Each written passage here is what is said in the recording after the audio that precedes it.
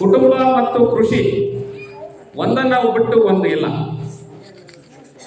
ಮನುಷ್ಯ ಅನಾಗರಿಕ ಸ್ಥಿತಿಯಿಂದ ನಾಗರಿಕತೆಗೆ ಬಂದ್ಮೇಲೆ ಅವನು ಕೃಷಿಯನ್ನ ಉದ್ಯೋಗವಾಗಿ ರೂಢಿಸಿಕೊಂಡ. ಜೊತೆಗೆ ಅದೇ ಸಮಯದಲ್ಲಿ ಅವನು ಕುಟುಂಬವನ್ನು ಕೂಡ ವ್ಯವಸ್ಥಿತವಾಗಿ ಕುಟುಂಬ ಜೀವನಕ್ಕೂ ಕೂಡ ಅವನು ಮರಳ್ತಾ ಬಂದ, ವ್ಯವಸ್ಥಿತವಾಗಿ ಅದನ್ನ ರೂಪಿಸಿಕೊಂಡ. ಒಂದು ಕಡೆ ಅವನು ಬೆಳೆದಂತೆ, ಆಧುನಿಕೀಕರಣಗೊಂಡಂತೆ, ಮನುಷ್ಯ ಆಧುನಿಕತೆಗೆ ತನ್ನನ್ನು ತೆರೆದುಕೊಂಡಂತೆ ಕೃಷಿಯಲ್ಲಿ ಕೂಡ ಬದಲಾವಣೆಗಳಾಗಿ ಇವತ್ತು ಅದರ ಸ್ವರೂಪವೇ ಬದಲಾಗಿದೆ. ಅದರ ಜೊತೆಗೆ ಕುಟುಂಬದಲ್ಲಿ ಕೂಡ ಬದಲಾವಣೆಗಳಾಗಿ ಕುಟುಂಬದ ಸ್ವರೂಪವೂ ಇವತ್ತು ಬೇರೆಯಾಗಿದೆ. ಮುಂಚೆಲ್ಲ ಕೃಷಿ ಅನ್ನೋದು ಆಹಾರವನ್ನ ಉತ್ಪಾದನೆ ಮಾಡಲಿಕ್ಕೆ, ತನ್ನ ಹಸಿವನ್ನ ನೀಗಿಸಿಕೊಳ್ಳಲಿಕ್ಕೆ ಕೃಷಿಯನ್ನ ಮನುಷ್ಯ ರೂಢಿಸಿಕೊಂಡಿದ್ದ.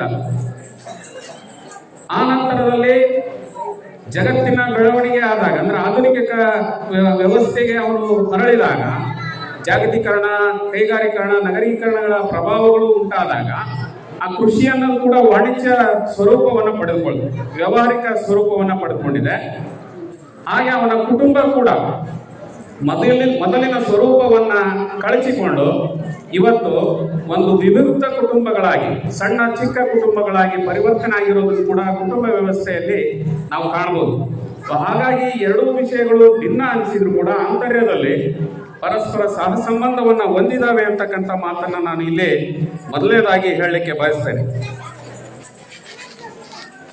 ಕೃಷಿ ಹೇಗೆ ಮನುಷ್ಯನಿಗೆ ಮುಖ್ಯವೋ, ಕುಟುಂಬವೂ ಕೂಡ ಮನುಷ್ಯನಿಗೆ ಅಷ್ಟೇ ಮುಖ್ಯ. ಈ ಕುಟುಂಬ ಸಂಬಂಧ ಅಂತಕ್ಕಂಥದ್ದು ಕೇವಲ ಮನುಷ್ಯನಲ್ಲಿಲ್ಲ, ಪ್ರಾಣಿ ಪಕ್ಷಿಗಳಲ್ಲೂ ಇದೆ.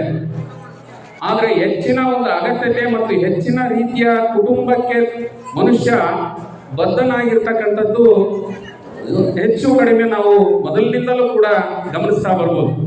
ಯಾಕೆ ಅಂದ್ರೆ ಪ್ರಾಣಿಗಳಲ್ಲಿ ಕುಟುಂಬ ಅಂತಕ್ಕಂಥದ್ದು ತಮ್ಮ ದಿನನಿತ್ಯದ ಬೇಕು ಬೇಡಗಳನ್ನು ಈಡೇರಿಸಿಕೊಳ್ಳಕ್ಕೆ ಅಷ್ಟೇ ಇದ್ರೆ, ಮನುಷ್ಯನಲ್ಲಿ ಕುಟುಂಬ ಅಂತಕ್ಕಂಥದ್ದು ತನ್ನ ಭಾವನಾತ್ಮಕ ಪ್ರೀತಿ, ವಿಶ್ವಾಸ ಮುಂತಾದ ಭಾವನೆಗಳನ್ನ ಈಡೇರಿಸಿಕೊಳ್ಳುವ ಮೂಲಕ ತನ್ನ ವ್ಯಕ್ತಿತ್ವವನ್ನು ರೂಪಿಸಿಕೊಳ್ಳಲಿಕ್ಕೆ ಕುಟುಂಬ ಅವಶ್ಯಕವಾಗಿ ಬೇಕಾಗುತ್ತೆ. ಮನುಷ್ಯನ ಮೂಲಭೂತ ಅಗತ್ಯತೆಗಳಾದಂತಹ ಹಸಿವು, ನಿದ್ರೆ, ಗಾಳಿ ಮತ್ತು ಮೈಥುನ ಇವೆಲ್ಲವೂ ಕೂಡ ಅವನಿಗೆ ನ್ಯಾಚುರಲ್ ಆಗಿ ಅಥವಾ ಸಹಜವಾಗಿ ಅವನಿಗೆ ಸಿಕ್ಕ ನಂತರ ಅವನಿಗೆ ಮತ್ತೆ ಒಂದು ಪ್ರಮುಖವಾದಂತಹ ಒಂದು ಅವಶ್ಯಕತೆ ಬರುತ್ತೆ. ಆ ಅವಶ್ಯಕತೆ ಏನಂದ್ರೆ ಪ್ರೀತಿ, ವಿಶ್ವಾಸ, ನಂಬಿಕೆ ಮತ್ತು ವಿವಿಧ ರೀತಿಯಾದಂತಹ ಸಂದರ್ಭಕ್ಕೆ ಅನುಗುಣವಾಗಿ ನೆರವಾಗ್ತಕ್ಕಂಥ ಒಂದು ಕೌಟುಂಬಿಕ ವ್ಯವಸ್ಥೆ ಅವನಿಗೆ ಅತಿ ಅಗತ್ಯವಾಗಿ ಬೇಕಾಗ್ತದೆ. ಈ ಹಂತದಲ್ಲಿ ಈ ಕುಟುಂಬ ವ್ಯವಸ್ಥೆ ಅಂತಕ್ಕಂಥದ್ದನ್ನ ಮನುಷ್ಯ ಅನಿವಾರ್ಯವಾಗಿ ತನ್ನ ವ್ಯಕ್ತಿತ್ವವನ್ನ ರೂಪಿಸಿಕೊಳ್ಳಿಕ್ಕೆ ಸ್ಥಾಪಿಸಿಕೊಂಡಿರ್ತಕ್ಕಂಥ ಒಂದು ಸಂಸ್ಥೆಯಾಗಿ ನಮಗೆ ಕಂಡು ಬರುತ್ತದೆ. ಇವತ್ತು ಕುಟುಂಬ ಅಂದ ತಕ್ಷಣ ನಾವು ನಮ್ಮ ಮನೆಯಲ್ಲಿರ್ತಕ್ಕಂಥ ಅಪ್ಪ, ಅಮ್ಮ, ಅಕ್ಕ, ತಮ್ಮ, ಅಣ್ಣ, ಅಕ್ಕ ಮತ್ತು ಗಂಡ, ಹೆಂಡತಿ, ಹೀಗೆ ವಿವಿಧ ಚಿಕ್ಕಪ್ಪ, ದೊಡ್ಡ ಇವರೆಲ್ಲರೂ ಬರ್ತಾ ಹೋಗ್ತಾರೆ. ಇವರೆಲ್ಲರನ್ನು ಸೇರಿ ನಾವು ಒಂದು ಕುಟುಂಬ ಅಂತ ರೀತಿಯಲ್ಲಿ ನಾವು ಇವತ್ತು ನಮ್ಮ ಸಮಾಜದಲ್ಲಿ ರೂಪಿಸಿಕೊಂಡಿದ್ದೇವೆ. ಕೌಟುಂಬಿಕ ವ್ಯವಸ್ಥೆಗೆ ಭಾರತ ಅಂತಕ್ಕಂಥದ್ದು, ಭಾರತದ ಸಮಾಜ ಅಂತಕ್ಕಂಥದ್ದು ಬಹುದೊಡ್ಡ ಕೊಡುಗೆಯನ್ನ, ಬಹುದೊಡ್ಡ ಮೌಲ್ಯವನ್ನ ಜಗತ್ತಿಗೆ ಕೊಟ್ಟಿದೆ.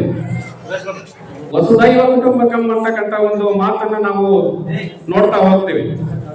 ಆ ಕಲ್ಪನೆ ಅಂತಕ್ಕಂಥದ್ದು ಭಾರತದ ಸಮಾಜದಿಂದ ಹೊಮ್ಮಿದಂತ ಕಲ್ಪನೆ. ಇಡೀ ಜಗತ್ತೇ ಒಂದು ಕುಟುಂಬ ಅಂತಕ್ಕಂಥ ಒಂದು ಕಲ್ಪನೆ ಅನ್ನೋದು ಜಗತ್ತಿಗೆ ಭಾರತ ಕೊಟ್ಟಂತ ಬಹುದೊಡ್ಡ ಮೌಲ್ಯ. ಈ ಮೌಲ್ಯ ಹಿಂದೇನಾಗಿದೆ, ಇಡೀ ಜಗತ್ತೇ ಒಂದು ಕುಟುಂಬ ಅಂತಕ್ಕಂಥ ರೀತಿನಲ್ಲಿ ನಾವು ಜಗತ್ತಿಗೆ ಇವತ್ತು ನಮ್ಮ ಸಂಸ್ಕೃತಿ ಪರಂಪರೆ ಸಾರಿದೆ. ಆದರೆ ನಮ್ಮಲ್ಲಿ ಇವತ್ತು ಕುಟುಂಬ ಅಂತಕ್ಕಂಥದ್ದು ಒಂದು ರೀತಿನಲ್ಲಿ ಕೇವಲ ತಮ್ಮ ಮನೆಯಲ್ಲಿರ್ತಕ್ಕಂಥ 4 ಸದಸ್ಯರಿಗೆ ಸೀಮಿತವಾಗಿದೆ. ಈ 4 ಸದಸ್ಯರೇ ಒಬ್ಬೊಬ್ಬರು ಒಂದೊಂದು ದಿಕ್ಕಿಗೆ ನಿಂತ್ಕೊಂಡಿದ್ದಾರೆ. ಆ ನಿಂತ ಸಂದರ್ಭದಲ್ಲಿ ಈಗ ನಾವು ಜಗತ್ತೇ ಒಂದು ಕುಟುಂಬ ಅಂತಕ್ಕಂಥ ರೀತಿನಲ್ಲಿ ಹೇಳಲಿಕ್ಕೆ ಹೊರಟೆ ಅದು ಎಲ್ಲೋ ಒಂದು ಕಡೆ ಹಾಸ್ಯಾಸ್ಪದ ಆಗುತ್ತೆ ಅಂತಕ್ಕಂಥ ಮಾತನ್ನು ಕೂಡ ನಾವಿಲ್ಲಿ ಗಮನಿಸಬೇಕಾಗುತ್ತೆ. ಭಾರತೀಯರಾದ ನಾವು ನಮ್ಮನ್ನ ಗುರುತಿಸಿಕೊಳ್ಳೋದು ಹೇಗೆ? ಯಾರನ್ನಾದ್ರೂ ನಮ್ಮನ್ನ ಕೇಳಿದ್ರೆ ನೀನು ಯಾರಪ್ಪ ಅಂತ ಕೇಳಿದ್ರೆ ನಾನು ನನ್ನ ಹೆಸರನ್ನ ಹೇಳೋದಿಲ್ಲ, ನಾನು ಇಂಥರ ಮನೆಯವರು ಅಂತ ಹೇಳ್ತೀನಿ. ಈಗ ಉದಾಹರಣೆಗೆ ನಮ್ಮ ಪ್ರಭು ಸೊಪ್ಪಿನ ಸರ್ ಅದಾರ, ಅವ್ರನ್ನ ಯಾರನ್ನ ನೀವು ಯಾರು ಅಂತ ಕೇಳಿದ್ರೆ ನಾವು ಸ್ವಪ್ನರು ಅಂತಾರೆ. ಹೀಗೆ ನಮ್ಮ ಪಾಟೀಲ್ರ ಕೇಳಿದ್ರೆ ನೀವು ಯಾರು, ನಾವು ಪಾಟೀಲ್ರು ಅಂತಾರೆ. ಇದು ಯಾಕೆ, ಇದು ಏಕೆ ನಾವು ನಮ್ಮಲ್ಲಿ ಈ ಒಂದು ರೂಢಿ ಇದೆ ಅಂದ್ರೆ, ನಾವು ವ್ಯಕ್ತಿಯಾಗಿ ನಮಗೆ ನಾವು ವೈಯಕ್ತಿಕವಾಗಿ ನಾವು ಮಹತ್ವ ಕೊಡೋದಿಲ್ಲ, ನಮ್ಮ ಕುಟುಂಬಕ್ಕೆ ನಾವು ಮಹತ್ವ ಕೊಡ್ತೀವಿ. ಅದು ಭಾರತೀಯ ಒಂದು ಶ್ರೇಷ್ಠ ಕಲ್ಪನೆ ಅಂತಕ್ಕಂಥದ್ದನ್ನು ನಾವಿಲ್ಲಿ ಗಮನಿಸಬೇಕಾಗುತ್ತೆ. ನೀವು ಯಾರು ಕೇಳಿದ್ರು ಕೂಡ ನಾವು ಇಂಥರ ಮನೆಯವರು ಅಂತಾರೆ ಹೊರತು ಅವರು ತಮ್ಮ ವೈಯಕ್ತಿಕ ವಿವರಗಳನ್ನ ಹೆಸರುಗಳನ್ನ ಹೇಳಲಿಕ್ಕೆ ಹೋಗೋದಿಲ್ಲ. ಇಂಥ ಒಂದು ಶ್ರೇಷ್ಠ ಕಲ್ಪನೆ ಭಾರತೀಯ ಕುಟುಂಬದಲ್ಲಿ ಸಮಾಜದಲ್ಲಿ ಇದೆ ಅನ್ನೋದನ್ನ ನಾವು ಗಮನಿಸಬೇಕು. ಹಾಗೇನೆ ಕಾಲಾನಂತರದಲ್ಲಿ ಜಗತ್ತು ಕೂಡ ಬದಲಾಗಿದೆ, ಹಾಗೆ ನಮ್ಮ ಕೌಟುಂಬಿಕ ವ್ಯವಸ್ಥೆ ಕೂಡ ಬದಲಾಗಿದೆ. ಬದಲಾವಣೆ ಅನ್ನೋದು ಜಗತ್ತಿನ ನಿಯಮ, ಪರಿವರ್ತನೆಯೇ ಜಗತ್ತಿನ ನಿಯಮ ಅಂತ ನಾವು ಹೇಳ್ತಾ ಹೋಗ್ತೀವಿ. ಈಗ ನಾವು ಅವಿಭಕ್ತ ಕುಟುಂಬವನ್ನ ನಾವು ಈಗ ಅದನ್ನ ಊಹಿಸೋದಾಗ್ಲಿ, ಅದನ್ನ ನಿರೀಕ್ಷಿಸೋದಾಗ್ಲಿ ಎಲ್ಲೋ ಒಂದ್ ಕಡೆ ಅಸಂಗತ ಅನಿಸುತ್ತೆ. ಯಾಕೆಂದ್ರೆ ಇವತ್ತಿನ ಒಂದು ಎಲ್ಲ ನಗರೀಕರಣ, ಕೈಗಾರೀಕರಣ ಪ್ರಭಾವದಿಂದ ಇವತ್ತು ನಾವು ಆಧುನಿಕತೆಗೆ ತೆರೆದುಕೊಂಡಿರೋದ್ರಿಂದ ಆ ಒಂದು ಸಂಖ್ಯೆಯ ಜನ ಒಂದು ಕಡೆ ವಾಸಿಸೋದು ದುರ್ಲಭ. ಆದರೆ ಈ ವಿಭಕ್ತ ಕುಟುಂಬಗಳಾಗಿ ಇಂದು ಎಷ್ಟು ಸಂಖ್ಯೆಯಲ್ಲಿ ಜನರು, ಎಷ್ಟು ಮನೆಗಳಲ್ಲಿ ಸುಖಿ ಜೀವನವನ್ನು ನಡೆಸ್ತಾ ಇದ್ದಾರೆ ಅಂತಕ್ಕಂಥದ್ದನ್ನ ಗಮನಿಸ್ತಾ ಹೋದ್ರು ಕೂಡ ನಮಗೆಲ್ಲೋ ಒಂದ್ ಕಡೆ ನಿರಾಶೆ ಅನ್ನೋದು ಕಂಡು ಬರ್ತದೆ. ಮನೆಯಲ್ಲಿರ್ತಕ್ಕಂಥ 4-6 ಜನ ಇದ್ರೂ ಕೂಡ ಒಬ್ರಿಗೊಬ್ರು ಕನೆಕ್ಟ್ ಆಗಿರೋದಿಲ್ಲ. ಈ ಕನೆಕ್ಟಿವಿಟಿ ಅನ್ನೋದು ನಮ್ಮ ಕುಟುಂಬಗಳಲ್ಲಿ ಇಲ್ಲದ ಹಾಗೆ ಇವತ್ತಿನ ಒಂದು ಪರಿಸ್ಥಿತಿಗಳು ಉದ್ಭವ ಆಗಿದ್ದಾವೆ. 4 ಜನ ಕೂಡ ಕನೆಕ್ಟ್ ಒಬ್ರಿಗೊಬ್ರು ಆಗೋದಿಲ್ಲ, ಒಬ್ರಿಗೊಬ್ರು ಸಂಪರ್ಕ ಇಲ್ಲ. ಮತ್ತೆ ಯಾವ್ದಕ್ಕೆ ಕನೆಕ್ಟ್ ಆಗಿದ್ದಾರೆ? ಅವರು ತಮ್ಮ ಮೊಬೈಲ್ಗಳಿಗೆ ಕನೆಕ್ಟ್ ಆಗಿದ್ದಾರೆ, ಸಾಮಾಜಿಕ ಮಾಧ್ಯಮಗಳಿಗೆ ಕನೆಕ್ಟ್ ಆಗಿದ್ದಾರೆ, ಇಂಟರ್ನೆಟ್ಗಳಿಗೆ ಕನೆಕ್ಟ್ ಆಗಿದ್ದಾರೆ. ಇರ್ತಕ್ಕಂಥ 4 ಜನನೇ ಈ ರೀತಿಯಾದಂತಹ ತಮ್ಮ ಸಹಚರ್ಯವನ್ನು ಬಿಟ್ಟು, ಕುಟುಂಬದಲ್ಲಿ ಒಂದು ಮಾತುಕತೆ, ಒಂದು ಪ್ರೀತಿ ವಿಶ್ವಾಸಗಳನ್ನು ಬಿಟ್ಟು ಈ ರೀತಿಯಾಗಿರ್ತಕ್ಕಂತಹ ಒಂದು ಭ್ರಮಾತ್ಮಕ ಜಗತ್ತಿಗೆ ತಮ್ಮನ್ನು ತಾವು ತೆರೆದುಕೊಂಡಿರೋದ್ರಿಂದ ಎಲ್ಲೋ ಒಂದು ಕಡೆ ನಮ್ಮ ಕೌಟುಂಬಿಕ ವ್ಯವಸ್ಥೆ ಅಂತಕ್ಕಂಥದ್ದು ಶಿಥಿಲ ಆಗ್ತಾ ಇದೆ ಅಂತಕ್ಕಂಥದ್ದನ್ನು ಕೂಡ ನಾವಿಲ್ಲಿ ಮುಖ್ಯವಾಗಿ ಗಮನಿಸಬೇಕಾಗುತ್ತೆ. ಮತ್ತೆ ಹಿಂದೆಲ್ಲ ಅವಿಭಕ್ತ ಕುಟುಂಬಗಳಿದ್ವು, ತುಂಬಾ ಚೆನ್ನಾಗಿತ್ತು, ಎಲ್ಲ ಜನ ಸುಖ ಶಾಂತಿ ನೆಮ್ಮದಿಯಿಂದ ಕುಟುಂಬದಲ್ಲಿ ಇದ್ರು ಅನ್ನೋದನ್ನ ನಾವು ಹೇಳ್ಬೋದು. ಆದ್ರೆ ಅವರು ಕೂಡ ಜಗಳ ಆಡಿಲ್ವಾ, ಅವ್ರ ಕುಟುಂಬದಲ್ಲಿ ಮನಸ್ತಾಪಗಳು ಇರ್ಲಿಲ್ವಾ ಅನ್ನೋದನ್ನ ನಾವು ಗಮನಿಸ್ತಾ ಹೋದ್ರೆ ಅವರಲ್ಲಿ ಕೂಡ ಮನಸ್ತಾಪಗಳಿದ್ವು, ಅವರು ಕೂಡ ಪರಸ್ಪರ ಜಗಳ ಆಡಿದ್ರು. ಆದ್ರೆ ಆ ಜಗಳಗಳು ತುಂಬಾ ದೀರ್ಘಕ್ಕೆ ಹೋಗ್ತಾ ಇರಲಿಲ್ಲ. ಆ ಜಗಳಗಳು ಒಂದೊಂದು ಸಮನ್ವಯತೆಯಲ್ಲಿ, ಒಂದು ಮಾತುಕತೆಯಲ್ಲಿ, ಒಂದು ಹೊಂದಾಣಿಕೆಯಲ್ಲಿ ಅವು ಮುಗಿದು ಹೋಗ್ತಾ ಇದ್ವು. ಆ ಜಗಳಗಳು ದೀರ್ಘಕ್ಕೆ ಹೋಗ್ತಾ ಇರಲಿಲ್ಲ. ಏನೇ ಕಷ್ಟಗಳಿದ್ರು, ನಷ್ಟಗಳಿದ್ರು, ಅವರು ಆ ಜಗಳಗಳನ್ನ ಅಲ್ಲಿಗೆ ಬಿಟ್ಟು ತಮ್ಮ ಕುಟುಂಬವನ್ನ ಮೇಲೆತ್ತಕ್ಕಂಥ, ನಾವೆಲ್ಲ ಒಂದು ಅಂತಕ್ಕಂಥ ಭಾವನೆಯಿಂದ ಬದುಕ್ತಾ ಇದ್ವಿ. ಹಾಗಾಗಿ ಆಗಿನ ಅವಿಭಕ್ತ ಕುಟುಂಬಗಳಲ್ಲಿ ಬಡತನ ಇದ್ರು, ಕಷ್ಟ ಇದ್ರು, ಏನೇ ನಷ್ಟಗಳಿದ್ರು ಕೂಡ ಅವರು ಒಂದು ಕುಟುಂಬವಾಗಿ ಬದುಕಿದ್ರು ಅನ್ನೋದನ್ನ ನಾವು ನೋಡ್ಬೋದು. ಅದಕ್ಕೆ ಬೇಂದ್ರೆಯವರು ಒಂದ್ ಕಡೆ ಹೇಳ್ತಾರೆ ಒಂದು ಕವನದಲ್ಲಿ, ನಾನು ಬಡವಿ ಆತ ಬಡವ ಒಲವೇ ನಮ್ಮ ಬದುಕು, ಬಳಸಿಕೊಂಡ ವದನೆ ನಾವು ಅದಕ್ಕೂ ಇದಕ್ಕೂ ಎದಕ್ಕೂ. ನೋಡಿ ಎಂತ ಒಂದು ಪದ್ಯ. ಬಡತನ ಇತ್ತು ಅವಾಗಲ್ಲ, ಬರಗಾಲ ಇತ್ತು, ಆದ್ರೆ ಒಬ್ಬರಿಗೊಬ್ರು ಪ್ರೀತಿ ವಿಶ್ವಾಸ ಇತ್ತು. ಅವರಿಗೆ ಹಣ ಮುಖ್ಯ ಆಗಿರ್ಲಿಲ್ಲ, ಸಂಬಂಧಗಳು ಮುಖ್ಯ ಆಗಿದೆ. ಹಾಗಾಗಿ ಒಂದು ಒಟ್ಟಾರೆ ಒಂದು ಕುಟುಂಬವನ್ನ ಅವರು ತುಂಬಾ ಚೆನ್ನಾಗಿ ನಡೆಸ್ಕೊಂಡು ಹೋದ್ರು ಅಂತಕ್ಕಂಥದ್ದನ್ನ ನಾವು ನೋಡ್ತೀವಿ. ಆದ್ರೆ ಇಂದು ಮನೆಯಲ್ಲಿ ಹೆಚ್ಚು ಸಂಖ್ಯೆಯ ಜನ ಇಲ್ಲ, ಆದ್ರೆ ಇವತ್ತು ಜಗಳಗಳಾಗ್ತವೆ. ಆ ಜಗಳಗಳು ಎಲ್ಲಿಗೆ ಹೋಗ್ತವೆ? ನಾವೆಲ್ಲ ಒಂದು ಗಾದೆ ಮಾತು ಕೇಳ್ತೀವಿ, ಗಂಡ ಹೆಂಡತಿಯ ಜಗಳ ಉಂಡು ಮಲಗೋ ತನಕ ಅಂತ. ಅದು ಸತ್ಯ ಕೂಡ, ಹಿಂದೆಲ್ಲ ಸತ್ಯ ಆಗ್ತಾ ಇತ್ತು. ಆದ್ರೆ ಈಗ ಗಂಡ ಹೆಂಡತಿಯ ಜಗಳ ಉಂಡು ಮಲಗೋದಕ್ಕೆ ಮುಗಿಯೋದಿಲ್ಲ, ಕೋರ್ಟಿಗೆ ಹೋಗ್ತಾ ಇದೆ. ಕೋರ್ಟ್ನಲ್ಲಿ ಮುಗಿತಕ್ಕಂಥ ಒಂದು ಸಂದರ್ಭಗಳು ಬರ್ತಾ ಇದೆ. ಇವತ್ತು ಬೆಂಗಳೂರಲ್ಲೆಲ್ಲ ಹೆಚ್ಚು ಕೌಟುಂಬಿಕ ಕೇಸುಗಳೇ ಇದಾವೆ, ವಿಚ್ಛೇದನ ಕೇಸುಗಳಿದಾವೆ. ಮದುವೆಯಾಗಿ 3 ತಿಂಗಳಿಗೆ ಡೈವರ್ಸ್ ಅನ್ನ ಪಡಿತಕ್ಕಂಥವ್ರ ಸಂಖ್ಯೆ ಹೆಚ್ಚಾಗಿದೆ ಇವತ್ತಿನ ಅಂಕಿಅಂಶಗಳನ್ನು ನೋಡ್ತಾ ಹೋದ್ರೆ. ನೋಡಿ, ಇದು ಎಂತ ದುರಂತ. ಒಂದು ಕುಟುಂಬದಲ್ಲಿ ಆಗತಾನೆ ಮದುವೆ ಆದಂತವರು ಒಂದು ಕೌಟುಂಬಿಕ ಜೀವನವನ್ನ ವ್ಯವಸ್ಥಿತವಾಗಿ ನಡೆಸ್ಕೊಂಡು ಹೋಗಬೇಕಾದಂತ ಸಂದರ್ಭದಲ್ಲಿ ಈ ರೀತಿ ಮನಸ್ತಾಪಗಳಿಂದ ಅವರು ಬೇರೆ ಆಗ್ತಕ್ಕಂಥದ್ದು ಯಾವುದೇ ಒಂದು ಸಮಾಜಕ್ಕೆ ಶುಭಕರ ಅಲ್ಲ. ಹಾಗಾಗಿ ಯಾವುದೇ ಮತ್ತೊಂದು ಈಗ ಸರ್ಕಾರ ಹೆಚ್ಚು ಕೌಟುಂಬಿಕ ನ್ಯಾಯಾಲಯಗಳನ್ನ ತೆರೀತಾ ಇದೆ ಬೆಂಗಳೂರು ಮತ್ತು ದೊಡ್ಡ ದೊಡ್ಡ ಸಿಟಿಗಳಲ್ಲಿ. ಆ ಕೇಸ್ಗಳು ಅಷ್ಟು ಲಕ್ಷಾಂತರ ಕೇಸ್ಗಳು ದಾಖಲಾಗ್ತಾ ಇದಾವೆ. ನೋಡಿ, ಯಾವುದೇ ಒಂದು ದೇಶ, ರಾಜ್ಯ ಅಥವಾ ಸಮಾಜದಲ್ಲಿ ನ್ಯಾಯಾಲಯಗಳು ಹೆಚ್ಚಾಗಬಾರ್ದು, ಕೋರ್ಟ್ಗಳು ಹೆಚ್ಚಾಗಬಾರ್ದು, ಪೊಲೀಸ್ ಸ್ಟೇಷನ್ಗಳು ಹೆಚ್ಚಾಗಬಾರ್ದು. ಅದು ಸಮಾಜಕ್ಕೆ ಒಳ್ಳೆಯ ಸಂದೇಶ ಅಲ್ಲ, ಅದು ಉತ್ತಮ ಸಮಾಜದ ಲಕ್ಷಣನೂ ಅಲ್ಲ. ಮತ್ತೆ ಏನು ಹೆಚ್ಚಾಗಬೇಕು? ಶಾಲೆಗಳು ಹೆಚ್ಚಾಗಬೇಕು. ಅದರಲ್ಲೂ ಸರ್ಕಾರಿ ಶಾಲೆಗಳು ಹೆಚ್ಚಾಗಬೇಕಂತೀನಿ. ಯಾಕಂದ್ರೆ ಕಾನ್ವೆಂಟ್ ಶಾಲೆಗಳು ದಿನ ಅವು ಹೆಚ್ಚಾಗ್ತಾನೆ ಇದಾವೆ, ಅವಲ್ಲ. ಸರ್ಕಾರಿ ಶಾಲೆಗಳು ಹೆಚ್ಚಾಗಬೇಕು, ಗ್ರಂಥಾಲಯಗಳು ಹೆಚ್ಚಾಗಬೇಕು, ಆಸ್ಪತ್ರೆಗಳು ಹೆಚ್ಚಾಗಬೇಕು. ಇವು ಒಂದು ರೀತಿಯಲ್ಲಿ ಒಂದು ಆರೋಗ್ಯಕರ ಸಮಾಜಕ್ಕೆ ದಾರಿ ಆಗ್ತವೆ. ಆದರೆ ಇವತ್ತಿನ ಪರಿಸ್ಥಿತಿ ಅದನ್ನ ಎಲ್ಲೋ ಮೀರಿ ಹೋಗ್ತಾ ಇದೆ ಅನ್ನೋದನ್ನ ಕೂಡ ನಾವಿಲ್ಲಿ ಗಮನಿಸ್ಬೇಕು. ನೋಡಿ, ಕುಟುಂಬದಲ್ಲಿ ಒಂದು ಉತ್ತಮ ಕುಟುಂಬದಿಂದ ಬಂದಂತ ವ್ಯಕ್ತಿ ಮುಂದೆ ಒಬ್ಬ ಶ್ರೇಷ್ಠ ವ್ಯಕ್ತಿ ಆಗ್ಲಿಕ್ಕೆ ಸಾಧ್ಯ ಅನ್ನೋದನ್ನ ಬಹಳಷ್ಟು ಅಧ್ಯಯನಗಳು ಇತಿಹಾಸದಲ್ಲಿ ನಾವು ಕಾಣ್ತಾ ಹೋಗ್ತೀವಿ. ನೀವು ಶ್ರೇಷ್ಠ ವ್ಯಕ್ತಿಗಳನ್ನ ಯಾರನ್ನೇ ನೋಡ್ತಾ ಹೋಗಿ, ಅವರೆಲ್ಲರೂ ಕೂಡ ಉತ್ತಮ ಕುಟುಂಬದ ಬೆಂಬಲದಿಂದ ಅವರು ಶ್ರೇಷ್ಠರಾಗ್ತಾ ಹೋಗಿದ್ದಾರೆ. ನೀವು ಮಹಾತ್ಮ ಗಾಂಧಿಯನ್ನ ಗಮನಿಸೋದಾದ್ರೆ, ಮಹಾತ್ಮ ಗಾಂಧಿ ಒಬ್ಬ ಮಹಾತ್ಮನಾದದ್ದು, ರಾಷ್ಟ್ರಪಿತ ಆಗಿದ್ದು. ಭಾರತ ಅಂದ್ರೆ ಗಾಂಧಿ ಅಂತ ಇಡೀ ಜಗತ್ತೇ ಇವತ್ತು ಹೇಳ್ತಾ ಇರೋದು ಯಾಕೆ ಹಂಗಾಗ್ಲಿಕ್ಕೆ ಸಾಧ್ಯ ಅಂದ್ರ, ಮಹಾತ್ಮ ಗಾಂಧಿಗೆ ಕಸ್ತೂರಬಾ ಅಂತ ಒಬ್ಬ ಪತ್ನಿ ಇತ್ತು. ಆ ಪತ್ನಿಯ ಒಂದು ಬೆಂಬಲ ಇತ್ತು. ಕಷ್ಟ ಕಾಲದಲ್ಲಿ ಗಾಂಧಿಯನ್ನ ಕೈ ಹಿಡಿದು ನಡೆಸಿದ್ದೇ ಕಸ್ತೂರಬಾ. ಹಂಗಾಗಿ ಇವತ್ತು ಗಾಂಧಿ ಮಹಾತ್ಮ ಆಗ್ತಾನೆ. ಅದೇ ರೀತಿ ಸ್ವಾಮಿ ವಿವೇಕಾನಂದರನ್ನು ನಾವು ನೋಡ್ತಾ ಹೋದ್ರೆ ಒಬ್ಬ ಶ್ರೇಷ್ಠ ಸನ್ಯಾಸಿ ಆದ, ಧೀಮಂತ ಸನ್ಯಾಸಿ ಅಂತ ನಾವು ನೋಡ್ತೀವಲ್ಲ, ಅಂತ ಸನ್ಯಾಸಿ ಭಾರತಕ್ಕೆ ಸಿಗಬೇಕಾದ್ರೆ ಅವರ ತಾಯಿ ಭುವನೇಶ್ವರಿ ದೇವಿಯವರ ಒಂದು ಕೌಟುಂಬಿಕ ಬೆಂಬಲ ಅವರಿಗೆ. ಅದೇ ರೀತಿ ನಾವು ಛತ್ರಪತಿ ಶಿವಾಜಿಯನ್ನು ನೋಡ್ತೀವಿ. ಮರಾಠರ ದೊರೆ, ಮರಾಠ ಸಾಮ್ರಾಜ್ಯವನ್ನ ಕಟ್ಟಿದವನು. ಅವನ ಅಂತ ಒಂದು ಸಾಮ್ರಾಜ್ಯ ಕಟ್ಟಲಿಕ್ಕೆ ಅವರ ತಾಯಿ ಜೀಜಾಬಾಯಿ ಅವರ ಒಂದು ಕೌಟುಂಬಿಕ ಬೆಂಬಲ ಇತ್ತು. ಹೀಗೆ ನೋಡ್ತಾ ಹೋದ್ರೆ ಅಂಬೇಡ್ಕರ್ ಅವರನ್ನು ತೆಗೆದುಕೊಂಡ್ರೆ ಅಂಬೇಡ್ಕರ್ ಪತ್ನಿ ಆದಂತ ರಮಾಬಾಯಿ ಅವರ ಒಂದು ಬೆಂಬಲ ಇದ್ರಿಂದ ಅಂಬೇಡ್ಕರ್ ಅಂತ ಒಂದು ಸಾಧನೆಯನ್ನ, ಒಂದು ಸಂವಿಧಾನವನ್ನ ಬರೆದು ಶಿಲ್ಪಿ ಆಗ್ತಕ್ಕಂಥ ಸಾಧನೆಯನ್ನ ಮಾಡ್ಲಿಕ್ಕೆ ಸಾಧ್ಯ ಇದೆ. ಹಾಗಾಗಿ ಯಾವುದೇ ಶ್ರೇಷ್ಠ ವ್ಯಕ್ತಿಗಳನ್ನ ತೆಗೆದುಕೊಂಡ್ರು ಕೂಡ ಅವರಿಗೆ ಕುಟುಂಬ ಅಂತಕ್ಕಂಥದ್ದು ಬೆಂಬಲವಾಗಿ ನಿಂತಿತ್ತು. ಹಾಗಾಗಿ ಅವರು ಶ್ರೇಷ್ಠ ವ್ಯಕ್ತಿಗಳಾದರು ಅನ್ನೋದನ್ನು ಕೂಡ ನಾವು ಅನೇಕ ಅಧ್ಯಯನಗಳಿಂದ ಕೂಡ ನಾವು ನೋಡ್ಬೋದು. ಕುಟುಂಬದಲ್ಲಿ ಉತ್ತಮ ಸಂಬಂಧಗಳು ಮತ್ತು ಆ ವ್ಯಕ್ತಿಗೆ ಉತ್ತಮ ಬೆಂಬಲ ದೊರಕಿದಾಗ ಅವನ ಆತ್ಮವಿಶ್ವಾಸ, ಅವನ ಆತ್ಮಸ್ಥೈರ್ಯ ಮತ್ತು ಅವನ ವ್ಯಕ್ತಿತ್ವ ಅಂತಕ್ಕಂಥದ್ದು ಮುಂದೆ ಬೆಳಗಲಿಕ್ಕೆ ಸಾಧ್ಯ ಆಗ್ತದೆ ಅನ್ನೋದನ್ನು ಕೂಡ ನಾವು ಇಲ್ಲಿ ಗಮನಿಸಬಹುದು.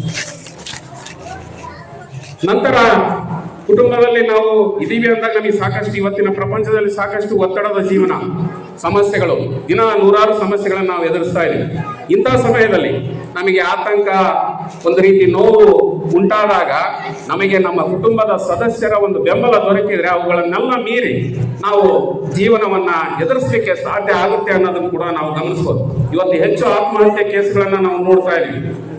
ಆ ಆತ್ಮಹತ್ಯೆ ಕೇಸ್ಗಳನ್ನ ನಾವು ಗಮನಿಸಿದಾಗ, ಅಲ್ಲಿ ಅಧ್ಯಯನಕ್ಕೆ ಒಳಪಡಿಸಿದಾಗ ಅವ್ರು ಯಾಕೆ ಆತ್ಮಹತ್ಯೆ ಮಾಡಿಕೊಂಡ್ರು ವ್ಯಕ್ತಿಗಳು ಅಂದ್ರೆ ಅವರಿಗೆ ಕುಟುಂಬದ ಬೆಂಬಲ ಸಿಕ್ಕಿಲ್ಲ.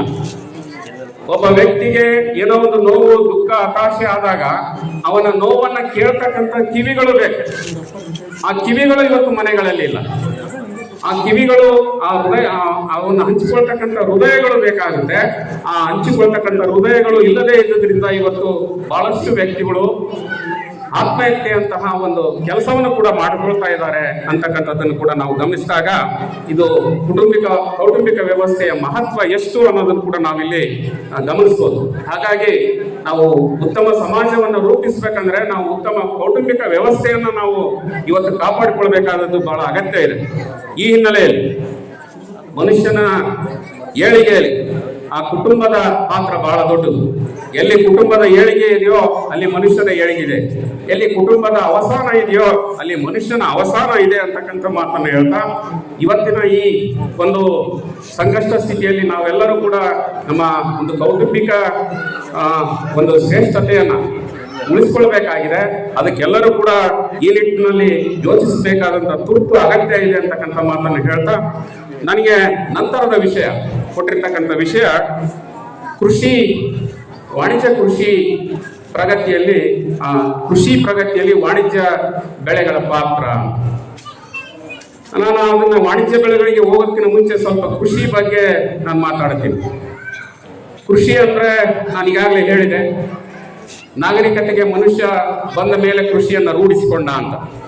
ನಾವು ಪದಶಾರ್ಥವಾಗಿ ನಾವು ಕೃಷಿಯನ್ನ ತೆಗೆದುಕೊಂಡ್ರೆ ಇಂಗ್ಲಿಷಿನ ಅಗ್ರಿಕಲ್ಚರ್ ಎನ್ನುವ ಪದವನ್ನ ನಾವು ಸಂವಾದಿಯಾಗಿ ಕನ್ನಡದಲ್ಲಿ ಕೃಷಿ ಅಂತೀವಿ. ಈ ಅಗ್ರಿಕಲ್ಚರ್ ಎನ್ನುವ ಪದ ಲ್ಯಾಟಿನ್ ಭಾಷೆಯಿಂದ ಬಂದಿದೆ. ಆ ಅಗ್ರಿಕಲ್ಚುರ ಎಂಬ ಒಂದು ಪದ ಆ ಲ್ಯಾಟಿನ್ ಭಾಷೆಯಲ್ಲಿ ಅಗರ್ ಅಂದರೆ, ಆ ಪದವನ್ನ ನಾವು ಬಿಡಿಸಿದಾಗ ಅಗರ್ ಅಂದರೆ ಒಂದು ಹೊಲ ಪ್ರದೇಶ ಅಂತ ಅರ್ಥ ಆಗುತ್ತೆ. ಕಲ್ಚರ್ ಅಂದ್ರೆ ಸಾಗುವಳಿ, ಉಳುಮೆ ಅಂತ ಆಗುತ್ತೆ. ಪದಶಃ ಅರ್ಥವಾಗಿ ನೋಡಿದ್ರೆ ಆ ಹೊಲವನ್ನ ಉಳುಮೆ ಮಾಡ್ತಕ್ಕಂಥದ್ದು ಕೃಷಿ. ಅಂದ್ರೆ ಮನುಷ್ಯ ತನ್ನ ಆಹಾರದ ಅಗತ್ಯತೆಗಾಗಿ ಒಂದು ಪ್ರದೇಶ ಅಥವಾ ಹೊಲವನ್ನ ಉಳುಮೆ ಮಾಡಿ ಬೆಳೆಯನ್ನ ಬೆಳೀತಕ್ಕಂತಹ ಒಂದು ಕೆಲಸಕ್ಕೆ ನಾವು ಕೃಷಿ ಅಥವಾ ವ್ಯವಸಾಯ, ಬೇಸಾಯ ಅಂತ ಹೇಳ್ಬೋದು. ಆದರೆ ಇದು ಒಂದು ಸೀಮಿತ ಅರ್ಥ. ಕೇವಲ ಉಳುಮೆ ಮಾಡಿ ಬೆಳೆ ಬೆಳೆಯೋದಷ್ಟೇ ಕೃಷಿಯಾಗಿದ್ರೆ ಅದು ಕೃಷಿ ಅನ್ನೋದು ಇವತ್ತು ಅಷ್ಟು ಮಹತ್ವದ ಸಂಗತಿಯಾಗಿ ನಮ್ಮ ಮುಂದೆ ಇರ್ತಾ ಇರಲಿಲ್ಲ. ಕೃಷಿ ಅನ್ನೋದು ಕೇವಲ ಬೆಳೆ ಬೆಳೆಯೋದಲ್ಲ. ಕೃಷಿ ಅನ್ನೋದು ಒಂದು ಸಂಸ್ಕೃತಿ, ಕೃಷಿ ಅನ್ನೋದು ಒಂದು ಬದುಕು, ಕೃಷಿ ಅನ್ನೋದು ಒಂದು ಜೀವನದ ವಿಧಾನ ಅಂತಕ್ಕಂಥದ್ದನ್ನು ನಾವಿಲ್ಲಿ ಗಮನಿಸಬೇಕಾಗುತ್ತೆ. ಯಾಕಂದ್ರೆ ಕೃಷಿಯ ಜೊತೆಗೆ ಹಲವಾರು ಮನುಷ್ಯನ ಇತರ ಚಟುವಟಿಕೆಗಳು, ಕಲೆ, ಸಾಹಿತ್ಯ, ರಂಗಭೂಮಿ, ಯಕ್ಷಗಾನ, ಬಯಲಾಟ, ಅವನ ಸಾಹಿತ್ಯ, ನೃತ್ಯ, ನಾಟಕ ಎಲ್ಲವೂ ಕೂಡ ಒಡಮೂಡಿರೋದು ಈ ಕೃಷಿಯ ಜೊತೆಗೆ ಅನ್ನೋದನ್ನು ಕೂಡ ನಾವು ಗಮನಿಸಬೇಕಾಗುತ್ತೆ. ಹಾಗಾಗಿ ಕೃಷಿ ಅನ್ನೋದು ಕೇವಲ ವ್ಯವಸಾಯ ಅಲ್ಲ, ಬೆಳೆ ಬೆಳೆಯೋದಲ್ಲ, ಅದೊಂದು ಸಂಸ್ಕೃತಿ ಅನ್ನೋದನ್ನು ನಾವಿಲ್ಲಿ ಗಮನಿಸಬೇಕು.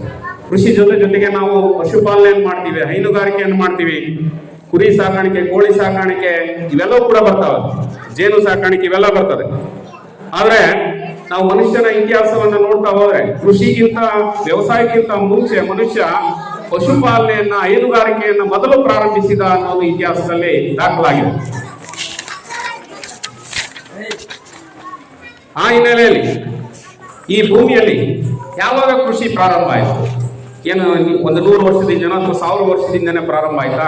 ಇಲ್ಲ, ತುಂಬಾ ದೀರ್ಘ ಇತಿಹಾಸ ಇದೆ. ಭೂಮಿಯ ಮೇಲೆ ಸುಮಾರು 12,000 ವರ್ಷಗಳ ಹಿಂದೆ ಒಂದು ವಾತಾವರಣದಲ್ಲಿ ಬದಲಾವಣೆಗಳು ಕಂಡು ಬಂದವು. ಅದಕ್ಕೂ ಮುಂಚೆ ಭೂಮಿಯ ವಾತಾವರಣ ಬಹಳಷ್ಟು ಶೀತವಾಗಿತ್ತು. ಹಾಗಾಗಿ ಹೆಚ್ಚು ಬೆಳೆಗಳನ್ನ ಬೆಳಿಲಿಕ್ಕೆ ಅವಾಗ ಹೆಚ್ಚು ಹಸಿರು ಇರಲಿಲ್ಲ ಭೂಮಿ ಮೇಲೆ. ಶೀತಯುಗ ಇತ್ತು. ಆ ಶೀತಯುಗ ಕಳೆದು ಉಷ್ಣ ಯುಗ ಪ್ರಾರಂಭ ಆಯಿತು. ಭೂಮಿಯ ಮೇಲೆ ಉಷ್ಣತೆ ಹೆಚ್ಚಾಗಲಿಕ್ಕೆ ಪ್ರಾರಂಭಿಸಿತು. ಆ ಉಷ್ಣತೆಯ ಪ್ರಭಾವದಿಂದ ಭೂಮಿಯ ಮೇಲೆ ಹುಲ್ಲುಗಾವಲುಗಳು ಹೆಚ್ಚು ಬೆಳೆಯಲಿಕ್ಕೆ ಪ್ರಾರಂಭಿಸಿದವು. ಆ ಹುಲ್ಲುಗಾವಲುಗಳಲ್ಲಿ ಜಿಂಕೆ, ಕಡವೆ, ಕುರಿ, ಮೇಕೆ ಅಂತ ಪ್ರಾಣಿಗಳು ಹೆಚ್ಚು ತಮ್ಮ ಸಂತಾನವನ್ನ ವೃದ್ಧಿಸ್ತಾ ಬಂದವು. ಆ ಸಮಯದಲ್ಲಿ ಮಾನವ ಇನ್ನೂ ಕಾಡಿನಲ್ಲಿದ್ದ, ಅವುಗಳ ಜೊತೆಗೆ ಅವನು ಪ್ರಾಣಿಯಾಗಿದ್ದ. ಅವನು ಆ ಪ್ರಾಣಿಗಳನ್ನ ಗಮನಿಸಿದ. ಈ ಕುರಿ, ಮೇಕೆಗಳು ಅವು ಕಾಡಿನಲ್ಲೇ, ಹುಲ್ಲಿನಲ್ಲೇ ಮೇಯ್ತಾ ಅಲ್ಲೇ ಬೆಳೀತಾ ಇದ್ವು. ಅವುಗಳನ್ನ ಗಮನಿಸಿ ಅವುಗಳನ್ನ ಪಳಗಿಸಿ ಒಂದು ಕಡೆ ಅವುಗಳನ್ನ ಸಾಕ್ಲಿಕ್ಕೆ ಪ್ರಾರಂಭಿಸಿದ. ಸೊ ಪ್ರಾಣಿ ಸಾಕಾಣಿಕೆ ಮೊದಲ ಒಂದು ಕೆಲಸ ಆಗಿ ಮಾನವ ರೂಢಿಸಿಕೊಂಡ. ಆ ನಂತರ ಅಲ್ಲಿ ಬೆಳೀತಕ್ಕಂಥ ವಿವಿಧ ಜವೆ, ಗೋಧಿ, ಭತ್ತ, ಬಾರ್ಲಿ ಇಂಥವೆಲ್ಲ ಹುಲ್ಲುಗಾವಲಿನಲ್ಲಿ ಬೆಳೀತಾ ಇದ್ವು ಆ ಸಸ್ಯಗಳು. ಅವುಗಳ ಬೀಜಗಳನ್ನ ಗಮನಿಸಿದ, ಅವುಗಳ ಹುಟ್ಟು ಬೆಳವಣಿಗೆಯನ್ನ ಗಮನಿಸಿದ, ಅವುಗಳನ್ನ ತಂದು ಒಂದು ಕಡೆ ಬೆಳೆಸಲಿಕ್ಕೆ ಪ್ರಯತ್ನಿಸಿದ. ಅದರಲ್ಲಿ ಅವನು ಯಶಸ್ವಿಯಾದ.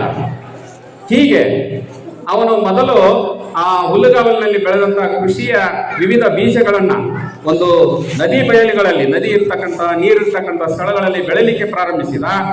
ಆಗ ಅವನು ಒಂದು ಕೃಷಿ ಅಂತಕ್ಕಂಥ ಕಸುಬನ್ನ ಆ ಮೂಲಕ ಹುಟ್ಟು ಹಾಕಿಕೊಂಡ. ಆ ಮೂಲಕ ನದಿ ಬಯಲುಗಳೇ ಇವತ್ತು ಜಗತ್ತಿನ ನಾಗರಿಕತೆಗಳಾಗಿ, ಪ್ರಾಚೀನ ನಾಗರಿಕತೆಗಳಾಗಿ ನಮ್ಮ ಇತಿಹಾಸದಲ್ಲಿ ದಾಖಲಾಗಿದ್ದಾವೆ.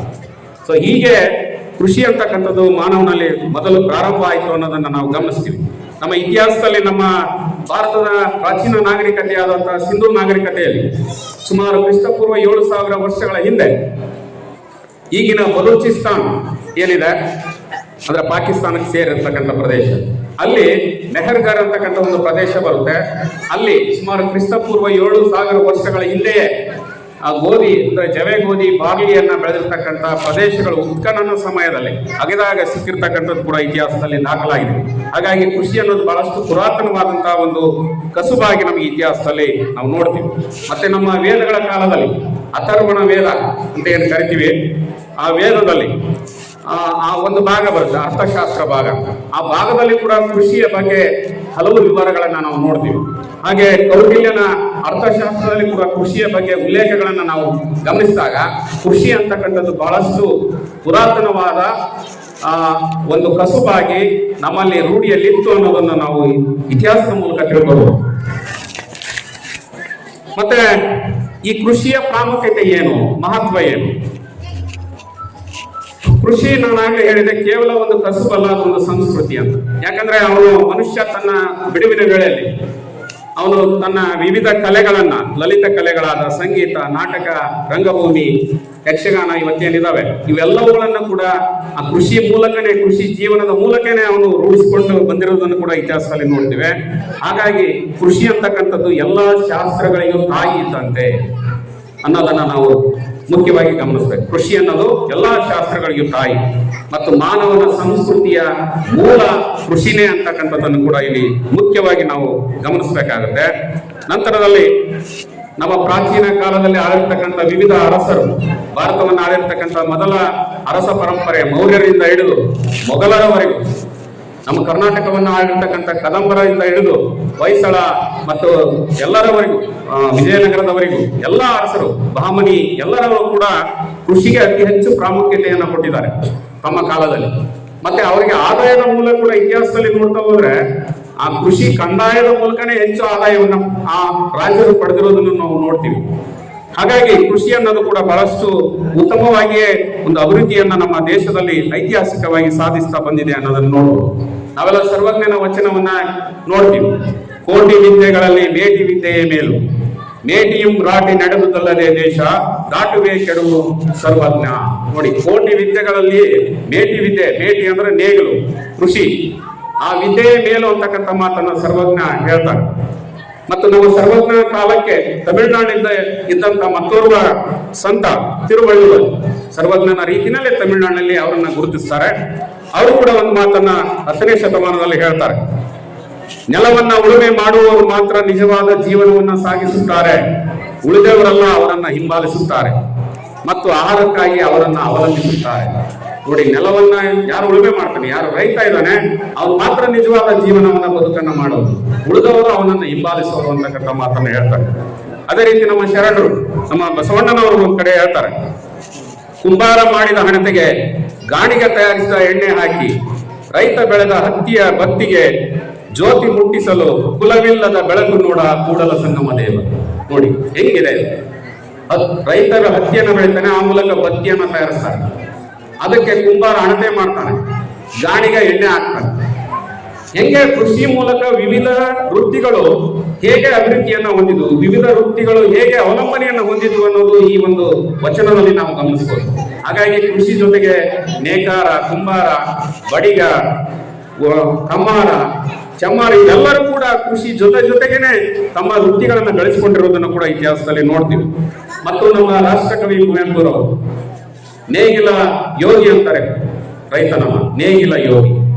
ಯೋಗಿ ಅಂದ್ರೆ ಸಂತ, ತಪಸ್ವಿ ಅಂತ ಅರ್ಥ ಆಗುತ್ತೆ. ರೈತನನ್ನ ಕೇವಲ ಅವನು ಒಬ್ಬ ಉದ್ಯೋಗಸ್ಥ ಕೃಷಿಕನನ್ನಾಗಿ ನೋಡಿಲ್ಲ, ಒಬ್ಬ ಸಂತನನ್ನಾಗಿ ನೋಡ್ತಾರೆ. ಯಾಕಂದ್ರೆ ಸಂತ ಯಾಕೆ ಅನ್ನೋದನ್ನ ನಾವು ಗಮನಿಸ್ತಾ ಹೋದ್ರೆ, ಅವನು ಮಳೆ ಬಿದ್ದಾಗ ಹೊಲವನ್ನ ಹದ ಮಾಡಿ, ಉಳುಮೆ ಮಾಡಿ, ಬೆಳೆಯನ್ನ ಬಿತ್ತಿ, ಬೀಜ ಬಿತ್ತಿ, ಅದನ್ನ ಸಾಗುವಳಿ ಮಾಡಿ, ಎಲ್ಲ ರೀತಿಯ ಕಳೆಯನ್ನ ತೆಗೆದು, ಎಲ್ಲ ರೀತಿಯ ಅದನ್ನ ಸಂರಕ್ಷಿಸಿ, ಅದನ್ನ ರಾಶಿ ಮಾಡಿ, ಅದನ್ನ ತನ್ನ ಕಣಸಕ್ಕೆ ಸೇರಿಸುವವರೆಗೂ ಯಾರ ಗೊಡವೆ ಇಲ್ದಂಗೆ, ಜಗತ್ತಿನ ಅರಿವೇ ಇಲ್ದಂಗೆ ಅವನು ತನ್ನ ಕಾಯಕದಲ್ಲಿ ನಿರತನಾಗಿರ್ತಾನೆ. ಶ್ರೇಷ್ಠ ಕರ್ಮಯೋಗಿ ಅಂದ್ರೆ ಅದು ನೇಗಿಲ ಯೋಗಿ ಅಂತಕ್ಕಂಥ ಮಾತನ್ನ ನಾವು ಇಲ್ಲಿ ಗಮನಿಸ್ತೇವೆ. ಯಾಕಂದ್ರೆ ಅವನಿಗೆ ಬೇರೆ ಯಾವುದೇ ಪ್ರಪಂಚ ಇಲ್ಲ, ಅವನಿಗೆ ತಾನಾತು ತನ್ನ ಕೃಷಿಯಾಗಿ, ಅಷ್ಟರ ಮಟ್ಟಿಗೆ ಅವನು ಕರ್ಮಯೋಗಿ ಅಂತಕ್ಕಂಥ ಮಾತನ್ನ ನಾವಿಲ್ಲಿ ಗಮನಿಸಬಹುದು. ಅವರ ನೇಗಿಲ ಯೋಗಿಯನ್ನ ನಾವು ರೈತ ಗೀತೆ ಅಂತ ನಾವು ನಮ್ಮ ರಾಜ್ಯ ಸರ್ಕಾರ ಆದೇಶಿಸಿದೆ. ನೋಡಿ, ಅದರಲ್ಲಿ ಹೇಳ್ತಾ ಹೋಗ್ತಾರೆ, ರಾಜ್ಯ ಮಳಲಿಯಲಿ ರಾಜ್ಯ ರೂಪಿಸಲಿ, ಹಾರಲಿ ಗದ್ದುಗೆ ಕೂಟಗಳು, ಮುತ್ತಿಗೆ ಹಾಕಲಿ ಸೈನಿಕರೆಲ್ಲ, ಮುತ್ತಿಗೆ ಹಾಕಲಿ ಸೈನಿಕರೆಲ್ಲ, ಬಿತ್ತುಣುವುದನವ ಬಿಡುವುದೇ ಇಲ್ಲ. ರಾಜ್ಯಗಳು ಉಳ್ಕೊಳ್ಳಿ, ಹಾಳಾಗ್ಲಿ, ಯಾರೇ ಬಂದು ಯುದ್ಧ ಮಾಡ್ಲಿ, ಆದ್ರೆ ರೈತರ ಮಾತ್ರ ಹೊಲ್ದಾಗ ಹೋಗಿ ಬಿತ್ತೋದನ್ನ ಬೆಳೆಯೋದನ್ನ ಬಿಡೋದಿಲ್ಲ ಅಂತಕ್ಕಂಥ ಮಾತನ್ನ ನಾವಿಲ್ಲಿ ಗಮನಿಸ್ಬೇಕು. ಮುಂದುವರೆದು ಅಲ್ಲಿ ಹೇಳ್ತಾರ, ಯಾವ ಅರಿಯದ ನೇಗಿಲ ಯೋಗಿಯು ಲೋಕಕ್ಕೆ ಅನ್ನವ ನೀಯವನು, ಹೆಸರನ್ನು ಬಯಸದೆ. ನೋಡಿ, ಹೆಸರನ್ನು ಗಳಿಸ್ಬೇಕನ್ನೋದಿಲ್ಲ ಕೃಷಿಕನಿಗೆ, ರೈತನಿಗೆ. ನಾನು ಹೆಸರು ಹಾಕ್ಬೇಕು, ಪೇಪರ್ಗಳಲ್ಲಿ ಸುದ್ದಿ ಆಗ್ಬೇಕು, ಅವೆಲ್ಲ ಇಲ್ಲ, ಯಾವುದಿಲ್ಲ ಅವನಿಗೆ. ಅತಿ ಸುಖ ಗಳಿಸದೆ, ಸುಖ ಪಡ್ಬೇಕು ಅನ್ನೋದಿಲ್ಲ ಅವನಿಗೆ. ಗೌರವಕ್ಕೆ ಆಶಿಸದೆ, ಗೌರವ ಪಡಿಬೇಕನ್ನೋದಿಲ್ಲ. ಇವ್ಯಾವಲ್ಲಾನೆ ದುಡಿತಕ್ಕಂಥವನು ಜಗತ್ತಿನಲ್ಲಿ ಒಬ್ಬನೇ ಒಬ್ಬ ಅಂದ್ರೆ ಅದು ರೈತ. ಉಳಿದವರೆಲ್ಲರೂ ಸ್ವಾರ್ಥಪರರಾಗಿ ತಮ್ಮ ತಮ್ಮ ಪ್ರತಿಷ್ಠೆ, ತಮ್ಮ ತಮ್ಮ ಹಣವನ್ನು ಗಳಿಸ್ಬೇಕನ್ನ ಒಂದು ಮಾರ್ಗದಲ್ಲೇ ದುಡಿತಾರೆ ಹೊರತು ರೈತನಂತೆ ಯಾವುದೇ ಸ್ವಾರ್ಥ ಇಲ್ಲದೆ, ಯಾವುದೇ ಗೌರವಕ್ಕೆ ಆಶಿಸದಾನೆ, ಕೀರ್ತಿಗೆ ಆಶಿಸದಾನೆ ದುಡಿತಕ್ಕಂಥವನು ರೈತ ಮಾತ್ರ ಅನ್ನೋದನ್ನ ನೋಡ್ಬೋದು.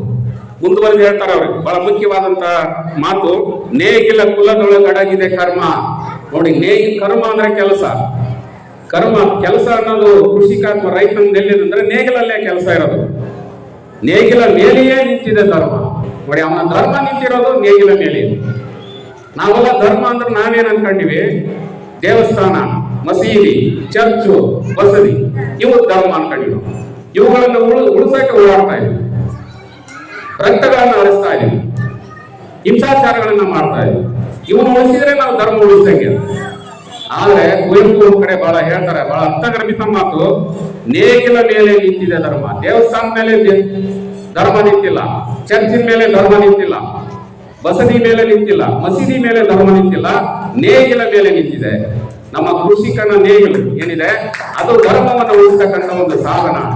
ಆ ಧರ್ಮ ಉಳಿತು ಅಂದ್ರೆ ಜಗತ್ತು ಉಳಿತದೆ, ಮನುಷ್ಯ ಉಳಿತಾನೆ ಅಂತಕ್ಕಂಥ ಮಾತನ್ನ ಕುವೆಂಪು ಅವರ ಒಂದು ಗಮನದಲ್ಲಿ ನಾವು ನೋಡಬಹುದು. ಈ ಕೃಷಿಯಲ್ಲಿ ಸಾಕಷ್ಟು ವಿಧಗಳನ್ನು ನಾವು ನೋಡಿ, ಜೀವನಾಧಾರಿತ ಬೇಸಾಯ, ಸಾಂದ್ರ ಬೇಸಾಯ, ವಾಣಿಜ್ಯ ಬೇಸಾಯ, ಮಿಶ್ರಣ ಬೇಸಾಯ, ನೆಡತೂಕು ಬೇಸಾಯ, ಒಣ ಬೇಸಾಯ, ಆರ್ದ್ರ ಬೇಸಾಯ, ನೀರಾವರಿ ಬೇಸಾಯ, ಹೀಗೆ ಸಾಕಷ್ಟು ವಿಧಗಳಿದಾವೆ. ನನಗೆ ಕೊಟ್ಟಿರ್ತಕ್ಕಂಥದ್ದು ವಾಣಿಜ್ಯ ಬೇಸಾಯದ ಬಗ್ಗೆ. ಈಗ ವಾಣಿಜ್ಯ ಬೇಸಾಯಕ್ಕೂ ಸಾಂಪ್ರದಾಯಿಕ ಬೇಸಾಯಕ್ಕೂ ಏನು ವ್ಯತ್ಯಾಸ? ವಾಣಿಜ್ಯ ಬೇಸಾಯ ಅಂದ್ರೆ ಹಣವನ್ನ ಗಳಿಸಲಿಕ್ಕೆ, ವ್ಯಾಪಾರವನ್ನ ಗುರಿಯನ್ನು ಇಟ್ಕೊಂಡು, ವ್ಯಾಪಾರದ ಗುರಿಯನ್ನು ಇಟ್ಕೊಂಡು ಮಾಡ್ತಕ್ಕಂಥ ಬೇಸಾಯ ವಾಣಿಜ್ಯ ಬೇಸಾಯ. ಮತ್ತೆ ಇಲ್ಲಿ ಕಡಿಮೆ ಜನರನ್ನ, ಕಾರ್ಮಿಕರನ್ನ ಬಳಸ್ಕೋಬಹುದು, ಹೆಚ್ಚು ಯಂತ್ರಗಳನ್ನ ಬಳಸಿ ಈ ಕೃಷಿಯನ್ನ ಮಾಡಬಹುದು. ಈ ವಾಣಿಜ್ಯ ಬೇಸಾಯದಲ್ಲಿ ಬರ್ತಕ್ಕಂಥ ಬೆಳೆಗಳು ಅಂದ್ರೆ ನಾವು ಹತ್ತಿ, ಕಬ್ಬು, ತಂಬಾಕು, ಎಣ್ಣೆಕಾಳುಗಳು ಇವೆಲ್ಲ ಬರ್ತಾ ಹೋಗ್ತಾವೆ, ರಬ್ಬರ್ ಇವೆಲ್ಲ ಬರ್ತಾವೆ. ಯಾಕೆ ವಾಣಿಜ್ಯ ಬೇಸಾಯ ಮಹತ್ವ ಅನ್ನೋದಕ್ಕೆ ಒಂದು ಐತಿಹಾಸಿಕ ಹಿನ್ನೆಲೆಯನ್ನು ಇಟ್ಕೊಂಡು ನಾನು ಹೇಳ್ತಾ ಹೋಗ್ತೀನಿ. ಹತ್ತಿ ನಮಗೆಲ್ಲ ಗೊತ್ತಿದೆ, ಹತ್ತಿ ಅದು ವಾಣಿಜ್ಯ ಬೇಸಾಯ. ನಮ್ಮ ದೇಶದಲ್ಲಿ ಹತ್ತಿಯನ್ನು ಬಹಳ ಪುರಾತನ ಕಾಲದಿಂದ ನಾವು ಬೆಳೀತಾ ಇದ್ದೀವಿ. ನಮ್ಮ ಸರ್ವಜ್ಞ ಹೇಳ್ತಾನೆ ನೋಡಿ, ಅವನ ಮಾತೇ ಇದೆ, ಕೋಟಿ ವಿದ್ಯೆಗಿಂತ ಮೇಟಿ ವಿದ್ಯೆಯ ಮೇಲು ಅಂತ ಹೇಳ್ತಾನೆ. ಮುಂದುವರೆದು ಹೇಳ್ತಾನೆ ಅವನು, ಮೇಟಿಯ ಜೊತೆಗೆ ರಾಟಿನೂ ತಿರುಗಬೇಕು ಅಂತಾನೆ. ರಾಟಿ ಅಂದ್ರೆ ಚರಕ, ನೂಲು. ಅಂದ್ರೆ ಕೇವಲ ನಾವು ಆಹಾರ ಬೆಳೆಗಳನ್ನ ಬೆಳೆಯೋದ್ರಿಂದ ಮನುಷ್ಯ ಏಳಿಗೆಯನ್ನು ಸಾಧಿಸಕ್ಕೆ ಸಾಧ್ಯ ಇಲ್ಲ. ಈ ತನ್ನ ವಿವಿಧ ರೀತಿಯ ವ್ಯಾಪಾರದ ಬೆಳೆಗಳನ್ನು ಅವನು ಬೆಳಿಬೇಕಾದಂತ ಅವಶ್ಯಕತೆ ಇದೆ. ಹತ್ತಿ ಅನ್ನೋದು ಒಂದು ವ್ಯಾಪಾರದ ಬೆಳೆ. ಯಾಕಂದ್ರೆ ಹತ್ತಿಯಿಂದ ನಾವು ನೂಲನ್ನು ತೆಗೆದು ಬಟ್ಟೆಯನ್ನು ತಯಾರಿಸಬಹುದು. ಒಂದು ನಮ್ಮ ಉಡುಪನ್ನ ತಯಾರಿಸಲಿಕ್ಕೆ ಸಾಧ್ಯ, ಜೊತೆಗೆ ಅದರಿಂದ ಹಣವನ್ನು ಗಳಿಸಲಿಕ್ಕೆ ಸಾಧ್ಯ ಅನ್ನೋದನ್ನು ಕೂಡ ಸರ್ವಜ್ಞ ಗುರುತಿಸಿರೋದನ್ನ ನಾವು ಹಿಂದೆನೆ ನೋಡಬಹುದು. ಹಿಂದೆಲ್ಲ ನಮ್ಮ ಮನೆಗಳಲ್ಲಿ ಚರಕವನ್ನ ನಾವು ಇಟ್ಕೊಂಡು ನೂಲನ್ನ ತೆಗಿತಾ ಇದ್ವಿ. ಗಾಂಧೀಜಿಯವರು ಚರಕವನ್ನ ರಾಷ್ಟ್ರದ ಸ್ವರಾಜ್ಯದ ಸಂಕೇತವಾಗಿ, ಸ್ವಾವಲಂಬನೆಯ ಸಂಕೇತವಾಗಿ ಅವರು ಚರಕವನ್ನ ಹಿಡಿದುಕೊಂಡಿದ್ರು, ಒಂದು ಗುರುತಿಸಿಕೊಂಡು ಅದನ್ನ ತಾವು ಜಾರಿಯಲ್ಲಿ ತಂದರು. ಆ ಮೂಲಕ ಸ್ವದೇಶಿ ಚಳವಳಿಯನ್ನು ಕೂಡ ಅವರು ಬಹು ಮುಖ್ಯವಾಗಿ ಮತ್ತು ಬಹಳ ಉತ್ತಮವಾಗಿ ಸಂಘಟಿಸಿದ್ರು. ಬ್ರಿಟಿಷರಿಗೆ ಬಿಸಿಯನ್ನ ಕೂಡ ಮುಟ್ಟಿಸಿದ್ರು ಅನ್ನೋದನ್ನ ಇತಿಹಾಸದಲ್ಲಿ ನೋಡ್ತೀವಿ. 18ನೇ ಶತಮಾನದಲ್ಲಿ ಒಬ್ಬ ಪ್ರವಾಸಿಗ ಬರ್ತಾನೆ, ಬುಕಾನನ್ ಅಂತ. ಅವನು ಹೇಳ್ತಾನೆ ಒಂದ್ ಕಡೆ ಇಲ್ಲಿನ ಕೃಷಿಯನ್ನ ಗಮನಿಸಿ. ಅವನು ಹೇಳ್ತಾನೆ, ಬಹಳ ಇಲ್ಲಿ ಅರ್ಥಗರ್ಭಿತವಾದಂತ ಮಾತು. ಅವನು ಇಲ್ಲಿನ ಕೃಷಿಯನ್ನ ಗಮನಿಸಿ ತನ್ನ ಕೃತಿಯಲ್ಲಿ ಕೃಷಿ ಕಾರ್ಮಿಕನ ದಿನದ ವೇತನದಷ್ಟೇ ಆದಾಯವನ್ನ ಒಬ್ಬ ನೇಕಾರ ತನ್ನ ವೃತ್ತಿಯಿಂದ ಗಳಿಸ್ತಾನೆ. ನೋಡಿ, ಕೃಷಿಯನ್ನ ಮಾಡ್ಬೇಕಂದ್ರೆ ವರ್ಷಗಟ್ಟಲೆ ನಾವು ಕೆಲಸ ಮಾಡ್ಬೇಕು, ಬಿಸಿಲು ಮಳೆ ಅಲ್ಲದೆ ದುಡಿಬೇಕು ಹೊಲದಲ್ಲಿ. ಆದ್ರೆ ಒಬ್ಬ ನೇಕಾರ ಕೆಲವೇ ದಿನದಲ್ಲಿ ಒಬ್ಬ ಕೃಷಿಕ ಗಳಿಸ್ತಕ್ಕಂಥ ಆದಾಯವನ್ನು ಒಬ್ಬ ನೇಕಾರ ಗಳಿಸ್ತಾನೆ, ಬಟ್ಟೆ ನೇಯವರು ಗಳಿಸ್ತಾನೆ. ಇದು ವಾಣಿಜ್ಯ ಬೆಳೆಯಲ್ಲಿರ್ತಕ್ಕಂಥ ಒಂದು ಮಹತ್ವ ಮತ್ತು ವಾಣಿಜ್ಯ ಬೆಳೆಯಲ್ಲಿರ್ತಕ್ಕಂಥ ಒಂದು ಲಾಭ ಅನ್ನೋದನ್ನ ನಾವು ಇಲ್ಲಿ ಗಮನಿಸಬಹುದು. ಮತ್ತು ಭಾರತ ಅಂತಕ್ಕಂಥದ್ದು ವಾಣಿಜ್ಯ ಬೆಳೆಯಲ್ಲಿ ಹತ್ತಿಯನ್ನ ಮೊದಲೇ ರೂಢಿಸಿಕೊಂಡಿತ್ತು ಮತ್ತು ವಾಣಿಜ್ಯ ಬೆಳೆಯಾಗಿ ಹತ್ತಿಯ ಮೂಲಕ ಜವಳಿ ಉದ್ಯಮವನ್ನ ಬಹಳ ಪುರಾತನ ಕಾಲದಲ್ಲೇ ಜವಳಿ ಅಂದ್ರೆ ಬಟ್ಟೆ ತಯಾರಿಕೆಯನ್ನ ರೂಢಿಸಿಕೊಂಡು ಜಗತ್ತಿನಲ್ಲೇ ಜವಳಿ ಉದ್ಯಮದಲ್ಲಿ ಶ್ರೀಮಂತ ರಾಷ್ಟ್ರ ಆಗಿತ್ತು ಬ್ರಿಟಿಷರು ಬರೋದಕ್ಕಿಂತ ಮುಂಚೆ. ನಮ್ಮ ದೇಶದ ಶ್ರೇಷ್ಠ ಜವಳಿ ಉತ್ಪನ್ನಗಳಾದಂತಹ ಮಸ್ಲಿನ್ ಬಟ್ಟೆಗಳು, ಕಾಶ್ಮೀರದ ಶಾಲುಗಳು, ರೇಷ್ಮೆಯ ಶಾಲುಗಳು ಇವೆಲ್ಲವೂ ಕೂಡ ವಿದೇಶಗಳಿಗೆ ಮಾರಾಟ ಆಗ್ತಾ ಇದ್ವು, ರಫ್ತಾಗ್ತಾ ಇದ್ವು. ಆ ಮೂಲಕ ಹೆಚ್ಚು ಆದಾಯವನ್ನ ಭಾರತ ಗಳಿಸಿ ಶ್ರೀಮಂತ ರಾಷ್ಟ್ರ ಆಗಿದೆ. ಆದರೆ ಬ್ರಿಟಿಷರು ಬಂದ ನಂತರ ಕೈಗಾರಿಕಾ ಕ್ರಾಂತಿ ನಮ್ಮಲ್ಲಿ ಏರ್ಪಟ್ಟು ಇಲ್ಲಿರ್ತಕ್ಕಂಥ ಭಾರತವನ್ನು ಅವರು ವಸಾಹತು ರಾಷ್ಟ್ರವಾಗಿ ಮಾಡಿಕೊಂಡ್ರು, ನಮ್ಮನ್ನು ಆಳ ಕಚ್ಚಿದ್ರು. ಇಲ್ಲಿನ ಕಚ್ಚಾ ವಸ್ತುಗಳನ್ನ ತಮ್ಮ ಇಂಗ್ಲೆಂಡ್ಗೆ ತೆಗೆದುಕೊಂಡು ಹೋಗಿ ಅಲ್ಲಿ ಶುದ್ಧ ವಸ್ತುಗಳನ್ನಾಗಿ ಮಾಡಿಕೊಂಡು ನಮಗೆ ಮಾರಲಿಕ್ಕೆ ಬಂದರು. ಆ ಮೂಲಕ ಭಾರತವನ್ನ ಮಾರುಕಟ್ಟೆಯಾಗಿ ಅವರು ಇಟ್ಕೊಂಡ್ರು. ಹಾಗಾಗಿ ನಮ್ಮ ದೇಶದ ಜವಳಿ ಉದ್ಯಮ ಅನ್ನೋದು ನೆಲಕಷ್ಟ ಹೋಯಿತು. ಎಲ್ಲೋ ಒಂದ್ ಕಡೆ ನಾವು ಒಂದು ಆರ್ಥಿಕವಾಗಿ ಹಿನ್ನಡೆಗೆ ಕಾರಣ ಆಗ್ತಾ ಹೋಯ್ತು ಅನ್ನೋದನ್ನು ಕೂಡ ನಾವು ಬ್ರಿಟಿಷ್ ಆಳ್ವಿಕೆಯ ಕಾಲದಲ್ಲಿ ನೋಡ್ತಾ ಹೋಗ್ಬೋದು. ಹಾಗಾಗಿ ಈ ಒಂದು ಹತ್ತಿಯ ಮೂಲಕ ಏನು ನಾವು ಭಾರತವನ್ನ ಇವತ್ತು ಶ್ರೀಮಂತ ರಾಷ್ಟ್ರ ಆಯಿತು, ಅದನ್ನ ಬ್ರಿಟಿಷರು ಒಂದು ರೀತಿ ತುಳಿತಕ್ಕೆ ಈಡು ಮಾಡಿದ್ರು ಅನ್ನೋದು ಕೂಡ ನಾವು ಇಲ್ಲಿ ಗಮನಿಸಬಹುದು. ಇದನ್ನ ಯಾಕೆ ಹೇಳ್ತಾ ಇದ್ದೀನಿ ಅಂದ್ರೆ ವಾಣಿಜ್ಯ ಬೆಳೆಗಳ ಮಹತ್ವ ಇಲ್ಲಿ ನಮಗೆ ಗೊತ್ತಾಗುತ್ತೆ. ಒಬ್ಬ ಕೃಷಿಕ ಶ್ರೀಮಂತನಾಗ್ಬೇಕು, ಒಂದಷ್ಟು ಕಾಸು ಮಾಡ್ಬೇಕು, ಹಣ ಮಾಡ್ಬೇಕಂದ್ರೆ ಅವನು ಕೇವಲ ಜೋಳ ರಾಗಿಯನ್ನ ಬೆಳೆಯೋದ್ರಿಂದ ಆಗ್ಲಿಕ್ಕೆ ಸಾಧ್ಯನೇ ಇಲ್ಲ. ಅವನು ಬೇರೆ ಬೇರೆ ಬೆಳೆಗಳನ್ನ ಅಳವಡಿಸ್ಕೋಬೇಕಾಗುತ್ತೆ, ವಾಣಿಜ್ಯ ಬೆಳೆಗಳಾದಂಥ ಇವುಗಳನ್ನ ರೂಢಿಸ್ಕೊಳ್ಬೇಕಾಗುತ್ತೆ, ವೈಜ್ಞಾನಿಕ ಕೃಷಿಯನ್ನು ಅಳವಡಿಸ್ಕೋಬೇಕಾಗುತ್ತೆ. ಆ ಮೂಲಕ ಅವನು ಕೂಡ ಶ್ರೀಮಂತನಾಗ್ಲಿಕ್ಕೆ ಸಾಕಷ್ಟು ಅವಕಾಶಗಳು ಸಿಗ್ತವೆ ಅನ್ನೋದನ್ನ ನೋಡ್ಬೋದು. ಅದೇ ರೀತಿ ಇತರ ವಾಣಿಜ್ಯ ಬೆಳೆಗಳಾದಂಥ ಕಬ್ಬು, ತಂಬಾಕು, ಚಹಾ ಇವೆಲ್ಲ ನಾವು ಇವತ್ತು ಬೆಳೀತಾ ಇದ್ದೀವಿ. ಕಬ್ಬನ್ನ ನಮ್ಮ ಪ್ರದೇಶದಲ್ಲೇ ಬೆಳಿತೀವಿ, ಅತಿ ಹೆಚ್ಚು ನೀರು ಬೇಕು. ಮತ್ತು ಈ ಕಬ್ಬಿನ ಮೂಲಕ ಇನ್ನೊಂದು ಏನು ಪ್ಲಸ್ ಪಾಯಿಂಟ್ ಅಥವಾ ಒಂದು ಧನಾತ್ಮಕ ಅಂಶ ಅಂದ್ರೆ ನಮ್ಮಲ್ಲಿ ಕೈಗಾರಿಕೆಗಳು ಸ್ಥಾಪನೆ ಆಗ್ತವೆ, ಫ್ಯಾಕ್ಟ್ರಿಗಳು ನಮ್ಮ ಸುತ್ತಮುತ್ತಲ ಇದಾವೆ. ಯಾಕಿದಾವೆ ಅಂದ್ರೆ ಇಲ್ಲಿ ಕಬ್ಬನ್ನು ನಾವು ಬೆಳೀತಾ ಇದ್ದೀವಿ. ಆ ಮೂಲಕ ನಮ್ಮ ಯುವಕರಿಗೆ, ನಮ್ಮ ಜನರಿಗೆ ಉದ್ಯೋಗಗಳು ಕೂಡ ಅಲ್ಲಿ ಸಿಗ್ತಾ ಹೋಗ್ತವೆ. ಇಲ್ಲಿ ಎರಡು ರೀತಿಯ ಲಾಭ, ಒಂದು ಕೃಷಿಕನಿಗೂ ಲಾಭ ಮತ್ತು ಕೈಗಾರಿಕೆಗಳ ಮೂಲಕ ಉದ್ಯೋಗ ಸೃಷ್ಟಿಗೂ ಕೂಡ ಒಂದು ಆಗ್ತಾ ಹೋಗುತ್ತೆ. ಇದು ಕೂಡ ಒಂದು ಈ ವಾಣಿಜ್ಯ ಬೆಳೆಗಳಿಂದ ಸಾಧ್ಯ ಆಗುತ್ತೆ ಅನ್ನೋದನ್ನು ಕೂಡ ನಾವು ಗಮನಿಸಬಹುದು. ಅದೇ ರೀತಿ ತಂಬಾಕು, ಚಹಾ ಈ ಎಲ್ಲ ಬೆಳೆಗಳಲ್ಲಿ ಕೂಡ ನಾವು ಆರ್ಥಿಕ ಪ್ರಗತಿಯನ್ನ ಗಳಿಸಬಹುದು ಅನ್ನೋದು. ಮತ್ತೆ ಕಾಫಿ ನೋಡಿ, ನಾನು ಕಾಫಿಯನ್ನ ಚಿಕ್ಕಮಗಳೂರು ಆ ಭಾಗದಲ್ಲಿ, ಮಡಿಕೇರಿ ಭಾಗದಲ್ಲಿ ಬೆಳೀತಾರೆ. ಆದರೆ ಇವತ್ತು ಕೊಂಬಳಿಯಲ್ಲಿ ಕಾಫಿಯನ್ನು ಬೆಳೀತಾ ಇದ್ದಾರೆ. ನನಗೆ ಬಹಳ ಅದು ಆಶ್ಚರ್ಯಕರ. ನಮ್ಮ ಸರ್ ಅವ್ರದ್ದು ಕಾಫಿ ಬೆಳೀತಾರಂತ ಇವತ್ತು ಗೊತ್ತಾಯ್ತು. ದುದ್ದಪ್ಪ ಸರ್ ಅವ್ರದ್ದು ಮಾಡ್ತಾ ಇದ್ದಾರೆ ಮತ್ತು ಬೇರೆ ಗುಡ್ಡಪ್ಪರು ಅವರು ಮಾಡ್ತಾ ಇದ್ದಾರೆ ಅಂತ ಕೇಳಿದ್ವಿ. ಅದು ಬಹಳ ನಮ್ಮ ಪ್ರದೇಶಕ್ಕೆ ಅದು ಸೂಕ್ತ ಅಲ್ಲ ಅಂತಾನೆ ನಮ್ಮ ತಲೆಯಾಗಿರೋದು. ಆದರೆ ಇವತ್ತು ಬೆಳೆದು ಅದರಲ್ಲಿ ಯಶಸ್ಸನ್ನು ಗಳಿಸಿದ್ದಾರೆ. ಹೀಗೆ ಹೊಸ ಹೊಸ ಪ್ರಯೋಗಗಳನ್ನು ನಾವು ಮಾಡಬೇಕಾಗುತ್ತೆ. ಹೀಗಾದಾಗ ನಾವು ಒಂದು ಏಳಿಗೆಯನ್ನ ಗಳಿಸ್ಲಿಕ್ಕೆ ಸಾಧ್ಯ. ಬೇಸಾಯ ಅಂದ್ರೆ ನೀನ್ ಸಾಯ ನಾನ್ ಸಾಯ ಅಂತ ನಾವು ರೂಢಿಯಾಗಿ ಇಟ್ಕೊಂಡ್ ಬಂದ್ಬಿಟ್ಟಿವಿ. ಬರೀ ಸಾಯೋದಂತ ಸಾಯೋದಲ್ಲ ಅದು. ಅದನ್ನ ವ್ಯವಸ್ಥಿತವಾಗಿ, ವೈಜ್ಞಾನಿಕವಾಗಿ, ಪ್ರಯೋಗಾತ್ಮಕವಾಗಿ ನಾವು ನಿರಂತರವಾಗಿ ಅದನ್ನ ಮಾಡ್ತಾ ಹೋದ್ರೆ ಅದರಲ್ಲಿ ಕೂಡ ನಾವು ನಮ್ಮ ಬೇರೆ ಎಲ್ಲ ವೃತ್ತಿಗಳಿಗಿಂತ ನಾವೆಲ್ಲ ಇವತ್ತು UGC ಸ್ಕೇಲು, DC ಸ್ಕೇಲ್ ಅಂತ ಏನು ಕರಿತೀವಿ, ಆ ಎಲ್ಲ ಸ್ಕೇಲ್ಗಳಿಗಿಂತ, ಎಲ್ಲ ಸಂಬಳಕ್ಕಿಂತ ಅತಿ ಹೆಚ್ಚು ಸಂಬಳವನ್ನ ಕೃಷಿಯಲ್ಲಿ ಪಡಿಬಹುದು. ಆದರೆ ವ್ಯವಸ್ಥಿತವಾಗಿ ನಾವು ಮಾಡಬೇಕಾಗುತ್ತೆ. ಅದು ನಿಜ ಅನ್ನೋದನ್ನು ನಾವು ಇಲ್ಲಿ ಗಮನಿಸ್ಬೇಕು. ಅದೇ ರೀತಿ ಕಾಫಿಯನ್ನು ಇಲ್ಲಿ ಬೆಳೀತಾ ಇದ್ದಾರೆ ನೋಡಿ, ಅದು ನಾವು ತುಂಬಾ ಆಮೇಲೆ ಅಡಿಕೆ ಕೂಡ ನಮ್ದಲ್ಲ ಅನ್ಕೊಂಡಿವಿ, ಅದು ಮಲೆನಾಡು ಬೆಳೆ. ಆದ್ರೆ ಈಗ ಅಡಿಕೆ ಅನ್ನೋದು ನಮ್ಮಲ್ಲಿ ಹೆಚ್ಚಾಗಿ ಬರ್ತಾ ಇದೆ, ಸಾಮಾನ್ಯ ಬೆಳೆಯಾಗಿ ನಾವು ಇವತ್ತು ಎಲ್ಲ ಕಡೆ ಕಾಣ್ತಾ ಇದ್ದೀವಿ. ಯಾಕಂದ್ರೆ ಅಡಿಕೆಯಲ್ಲಿ ಏನು ಯಾಕೆ ಇವತ್ತು ಅಪೇಕ್ಷೆ ಪಡ್ತಾ ಇದೀವಿ, ಬೆಲೆ, ಹೆಚ್ಚು ಬೆಲೆ ಮತ್ತು ಕಡಿಮೆ ಶ್ರಮ ಮತ್ತು ಕಡಿಮೆ ವೆಚ್ಚದಲ್ಲಿ ಹೆಚ್ಚು ಬೆಳೆಯನ್ನು ಪಡಿಬೋದಲ್ಲ ಅನ್ನುವ ಒಂದು ನಿಟ್ಟಿನಲ್ಲಿ ಇವತ್ತು ಅಡಿಕೆಯನ್ನು ಕೂಡ ನಮ್ಮ ಕಡೆ ನಾವು ನೋಡ್ತಾ ಇದ್ವಿ. ಅದೇ ರೀತಿ ಎಣ್ಣೆ ಬೀಜಗಳನ್ನು ನಾವು ಮೊದಲಿಂದನೂ ಬೆಳೀತಾ ಇದ್ವಿ. ಆ ಮೂಲಕ ಕೂಡ ನಮ್ಮಲ್ಲಿ ವಾಣಿಜ್ಯ ಬೆಳೆಗಳ ಈ ಒಂದು ಬೆಳವಣಿಗೆ ಅಥವಾ ಈ ಬೆಳೆಗಳನ್ನು ರೂಢಿಸಿಕೊಂಡಿರೋದು ನಾವು ಮೊದಲಿಂದ ಗಮನಿಸಿದ್ದೀವಿ. ಮತ್ತು ಈ ಎಲ್ಲ ವಾಣಿಜ್ಯ ಬೆಳೆಗಳು ಇಷ್ಟೆಲ್ಲ ಆದಾಯವನ್ನು ತರುತ್ತವೆ. ಮತ್ತು ಇಲ್ಲಿ ಏನು ಸವಾಲುಗಳಿಲ್ವಾ, ತೊಂದರೆಗಳಿಲ್ವಾ ಅಂತ ನಾವು ನೋಡ್ತಾ ಹೋದ್ರೆ ಇಲ್ಲೇ ಕೂಡ ಸವಾಲುಗಳಿದಾವೆ. ಕೃಷಿ ಅಂದ್ರೆ ಅದು ಸವಾಲಿನ ಕೆಲಸನೇ. ಯಾಕಂದ್ರೆ ಕೃಷಿ ಅಷ್ಟು ಸುಲಭದ ಕೆಲಸ ಅಲ್ಲ. ಏನೇನು ಸವಾಲುಗಳು ಕಾಣ್ತವೆ ಕೃಷಿಯಲ್ಲಿ, ವ್ಯವಸಾಯದಲ್ಲಿ ಅಂದ್ರೆ ಮಾರುಕಟ್ಟೆಯ ಚಂಚಲತೆ ಯಾವಾಗಲೂ ಕಾಣುತ್ತೆ. ಯಾಕೆಪ್ಪ ಅಂದ್ರೆ ಇವತ್ತು ಮಾರುಕಟ್ಟೆ ಅಂದ್ರೆ ಬೆಲೆ ಅನ್ನೋದು ಏರಿಳಿತವಾಗ್ತಾ ಇರುತ್ತೆ. ಇವತ್ತು ನಾನು ಏನೋ ಒಂದು ನಾನು ಬೆಳೆದಂತ ಉತ್ಪನ್ನವನ್ನು ಇವತ್ತು ತೆಗೆದುಕೊಂಡು ಹೋದ್ರೆ ನಿನ್ನೆ 5,000 ಇದ್ದಿದ್ದು ಇವತ್ತು 3,000ಕ್ಕೆ ಬಂದರು ಒಂದೇ ದಿನದಾಗೆ. ಅವನು ಏನಾಗಬೇಕು? ಅಷ್ಟೆಲ್ಲ ಕಷ್ಟಪಟ್ಟು 5,000 ಸಿಗುತ್ತೆ ಅಂತ ಅವ್ನು ಮಾರ್ಕೆಟಿಗೆ ಹೋದ್ರೆ ಮರುದಿನನೇ 3,000 ಆಗಿದೆ. ಈ ಏರಿಳಿತ ಅನ್ನೋದು ದೊಡ್ಡ ಹೊಡೆತ ಇದು ರೈತರಿಗೆ. ನಾವೆಲ್ಲ ಬೇರೆ ರೀತಿ ನಾವೆಲ್ಲ ಮೊದಲಿಂದ ಇದನ್ನೆಲ್ಲ ಮಾತಾಡ್ಕೊಂತ ಬಂದೀವಿ. ಒಂದು ಪೆನ್ನನ್ನು ತಯಾರಿಸೋನಿಗೆ ಅದರ ಬೆಲೆಯನ್ನು ಫಿಕ್ಸ್ ಮಾಡುವ ಅಧಿಕಾರ ಇದೆ. ಒಂದು ಸಣ್ಣ ಪೆನ್ನನ್ನು ಅವನು ಮಾಡೋನಿಗೆ ಅದರ ಬೆಲೆಯನ್ನು ಅವನೇ ಫಿಕ್ಸ್ ಮಾಡ್ತಾನೆ. ಆದರೆ ರೈತ ವರ್ಷಗಟ್ಟಲೆ ಕಷ್ಟಪಟ್ಟು ಬೆಳೆದು ಅವನ ಬೆಲೆಯನ್ನು ನಿರ್ಧಾರ ಮಾಡೋನು ಯಾರೋ ಬೇರೆ.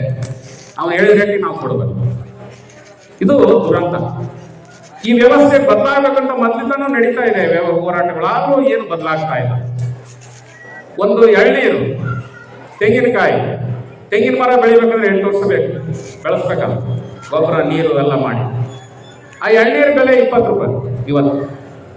ಒಂದು ಬಾಟ್ಲ್ ನೀರು, ಫಿಲ್ಟರ್ ನೀರು, ಬಾಟ್ಲ್ ನೀರು ಇದೆಯಲ್ಲ ಅದು 20 ರೂಪಾಯಿ. ನೀರು, ತೆಂಗಿನ ನೀರು ಎರಡೂ ಒಂದೇ ಆಗಿದೆ.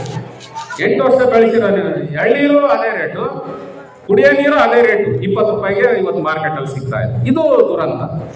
ಇದು ಈ ಮಾರುಕಟ್ಟೆ ಏರಿಳಿತ ಅಂತಕ್ಕಂಥದ್ದನ್ನು ನಾವು ಎದುರಿಸ್ತಕ್ಕಂಥದ್ದು ಬಹಳ ಇಲ್ಲಿ ಕಷ್ಟಕರವಾಗಿದೆ ಅನ್ನೋದನ್ನು ನೋಡ್ಬೋದು ಕೃಷಿಯಲ್ಲಿ.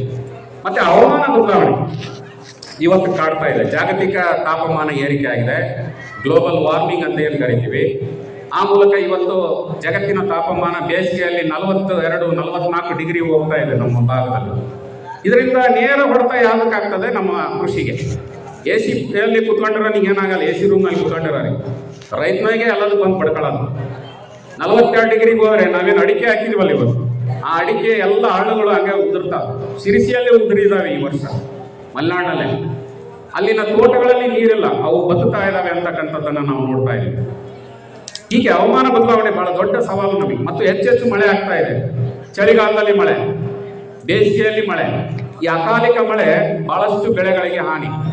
ಈ ದಾಳಿಂಬೆ, ಕಾಫಿ ಏನಿದಾವೆ ಈ ಎಲ್ಲ ಬೆಳೆಗಳಿಗೆ ಈ ಮಳೆ ಯಾವಾಗ ಬೇಕಾವಾಗ ಬಂತು ಅಂದ್ರೆ ಬಹಳಷ್ಟು ಹಾನಿಯನ್ನ ಒಳಪಡ್ತವೆ ಅನ್ನೋದನ್ನ ನಾವು ಇಲ್ಲಿ ಗಮನಿಸ್ಬೇಕು. ಹಾಗಾಗಿ ಹವಾಮಾನ ಬದಲಾವಣೆಯನ್ನ ನಾವು ಮೀರಿ ನಮ್ಮ ಕೃಷಿಯನ್ನ ರೂಢಿಸ್ಕೋಬೇಕಾದದ್ದು ಬಹಳ ಅಗತ್ಯ. ಅದರ ಜೊತೆಗೆ ನಾವು ಕೂಡ ಹವಾಮಾನವನ್ನ ಕಾಪಿಡ್ತಕ್ಕಂಥ, ಅದನ್ನ ಸಂರಕ್ಷಿಸ್ತಕ್ಕಂಥ ಕೆಲಸ ಮಾಡ್ಬೇಕು. ಹೆಚ್ಚೆಚ್ಚು ಮರಗಳನ್ನು ಬೆಳೆಯೋದು, ಮರಗಳನ್ನು ಬೆಳೆಸ್ತಕ್ಕಂಥದ್ದು, ಪರಿಸರವನ್ನು ಉಳಿಸ್ತಕ್ಕಂಥ ಕೆಲಸ ಇದು ಕೇವಲ ಸರ್ಕಾರಗಳಿಂದ ಅಲ್ಲ, ನಮ್ಮಿಂದನೂ ಆಗಬೇಕಾಗಿದೆ. ಇದನ್ನು ನಾವು ಕೂಡ ಮಾಡ್ತಾ ಬಂದರೆ ಎಲ್ಲೋ ಒಂದು ಕಡೆ ನಾವು ಪರಿಸರವನ್ನು ಉಳಿಸ್ಬೋದು ಅಂತ. ಆಮೇಲೆ ಕಾರ್ಮಿಕರ ಕೊರತೆ ಇವತ್ತು ಕೃಷಿಯಲ್ಲಿ ಬಹಳ ದೊಡ್ಡ ಸಮಸ್ಯೆ. ನಾನು ಸರ್ಕಾರದ ಯೋಜನೆಗಳ ಬಗ್ಗೆ ಇಲ್ಲಿ ಮಾತಾಡಕ್ಕೆ ಹೋಗೋದಿಲ್ಲ, ಆದರೆ ಕೃಷಿಯಲ್ಲಿ ಇವತ್ತು ಕಾರ್ಮಿಕರು ಸಿಗ್ತಾ ಇಲ್ಲ. ಎಷ್ಟೇ ಕೂಲಿ ಕೊಡ್ತೀವಿ, ಅವರಿಂದಲೇ ಹೋಗಿ ಕರ್ಕೊಂಡ್ಬರ್ತೀವಿ ಅಂದ್ರೂ ಸಿಗೋದು ಕಷ್ಟ ಆಗಿದೆ. ನನಗೆ ಇವತ್ತೇನೋ ಅಗತ್ಯವಾಗಿ ಬೇಕು ಜನ, ಇವತ್ತು ಆಳುಗಳು ಬೇಕಂದ್ರೆ ಇವತ್ತು ಸಿಗ್ತಾ ಇಲ್ಲ ನನಗೆ. ಇವತ್ತು ಸಿಗ್ಲಿಲ್ಲ, ಇನ್ನೊಂದು ವಾರ ಬಿಟ್ಟು ಸಿಕ್ಕರು ಅಂದ್ರೆ ಅಷ್ಟೊತ್ತಿಗೆ ನನ್ನ ಬೆಳೆ ಹಾಳಾಗಿರುತ್ತೆ. ಇದು ಬಹಳ ಕಷ್ಟಕರವಾದಂಥ ಸ್ಥಿತಿ ನಮಗೆ ನಿರ್ಮಾಣ ಆಗಿದೆ. ಈ ಕಾರ್ಮಿಕರನ್ನ ಹೊಂದಿಸಿ ಇವತ್ತು ಕೃಷಿ ಮಾಡೋದು ಕಷ್ಟ ಆಗಿನೇ ಎಷ್ಟೋ ಜನ ಕೃಷಿಯನ್ನ ಬಿಟ್ಟು ಹೊರಟಿದ್ದಾರೆ, ನಗರಗಳಿಗೆ ಹೋಗ್ತಾ ಇದ್ದಾರೆ. ಇದು ಒಂದು ದೊಡ್ಡ ಸಮಸ್ಯೆಯನ್ನ ನಾವೀಗ ಒಂದು ಇದನ್ನು ಕೂಡ ಗಮನದಲ್ಲಿ ಇಟ್ಕೊಂಡು ನಾವು ಕೃಷಿಯನ್ನು ರೂಢಿಸ್ಕೋಬೇಕಾಗಿದೆ. ಮತ್ತೆ ನಮ್ಮ ನಿರಂತರ ಕೃಷಿಯಿಂದ ನಮ್ಮ ಭೂಮಿ ಮತ್ತು ಜಲ ಸಂಪನ್ಮೂಲಗಳು ಅತಿಯಾಗಿ ಬಳಸಿದೀವಿ ನಾವು. ನಮ್ಮ ಹೊಲಗಳಲ್ಲಿ ಹೆಚ್ಚೆಚ್ಚು ರಾಸಾಯನಿಕಗಳನ್ನ, ಕೀಟನಾಶಕಗಳನ್ನ ಬಳಸೋದ್ರ ಮೂಲಕ ನಾವು ಭೂಮಿಯನ್ನ ಕೆಡಿಸ್ತಾ ಹೋಗ್ತಾ ಇದ್ದೀವಿ ವರ್ಷದಿಂದ ವರ್ಷಕ್ಕೆ. ನಮ್ಮ ದೇಶದಲ್ಲಿ ರಾಜಸ್ಥಾನ ಮರುಭೂಮಿ ಅಂತ ಕರಿತೀವಿ, ರಾಜಸ್ಥಾನವನ್ನು. ಅದು ಬಿಟ್ರೆ ಕರ್ನಾಟಕನೇ ಅತಿ ಹೆಚ್ಚು ಬಂಜರು ಭೂಮಿ ಇರ್ತಕ್ಕಂಥ ರಾಜ್ಯ ಅಂತಕ್ಕಂಥದ್ದನ್ನ ಅಧ್ಯಯನಗಳು ಹೇಳ್ತಾ ಇದ್ದೇವೆ. ರಾಜಸ್ಥಾನ ಬಿಟ್ಟರೆ ಕರ್ನಾಟಕನೇ ಅತಿ ಹೆಚ್ಚು ಬಂಜರು ಭೂಮಿ ಇರೋದು. ಇದು ಬಹಳ ಆಘಾತಕಾರಿ ಅಂಶ. ನಾವು ನಿರಂತರವಾಗಿ ಕೀಟನಾಶಕ, ರಾಸಾಯನಿಕ ಗೊಬ್ಬರಗಳನ್ನು ಹಾಕ್ತಾನೆ ಹೆಚ್ಚೆಚ್ಚು ಬೆಳೆ ಬೆಳಿಬೇಕಂತ ಇವತ್ತು ಎಲ್ಲರೂ ಹಣದ ಹಿಂದೆ ಓಡ್ತಾ ಇದ್ದೀವಿ.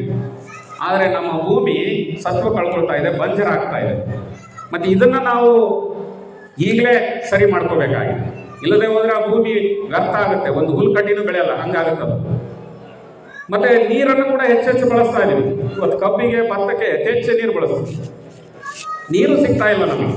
ನೆಕ್ಸ್ಟ್ ಮುಂದೆ 3ನೇ ಮಹಾಯುದ್ಧ ಆಗೋದು ನೀರಿಗೆ ಮಹಾಯುದ್ಧ ಆಗೋದು ಅಂತ ಹೇಳ್ತಾರೆ.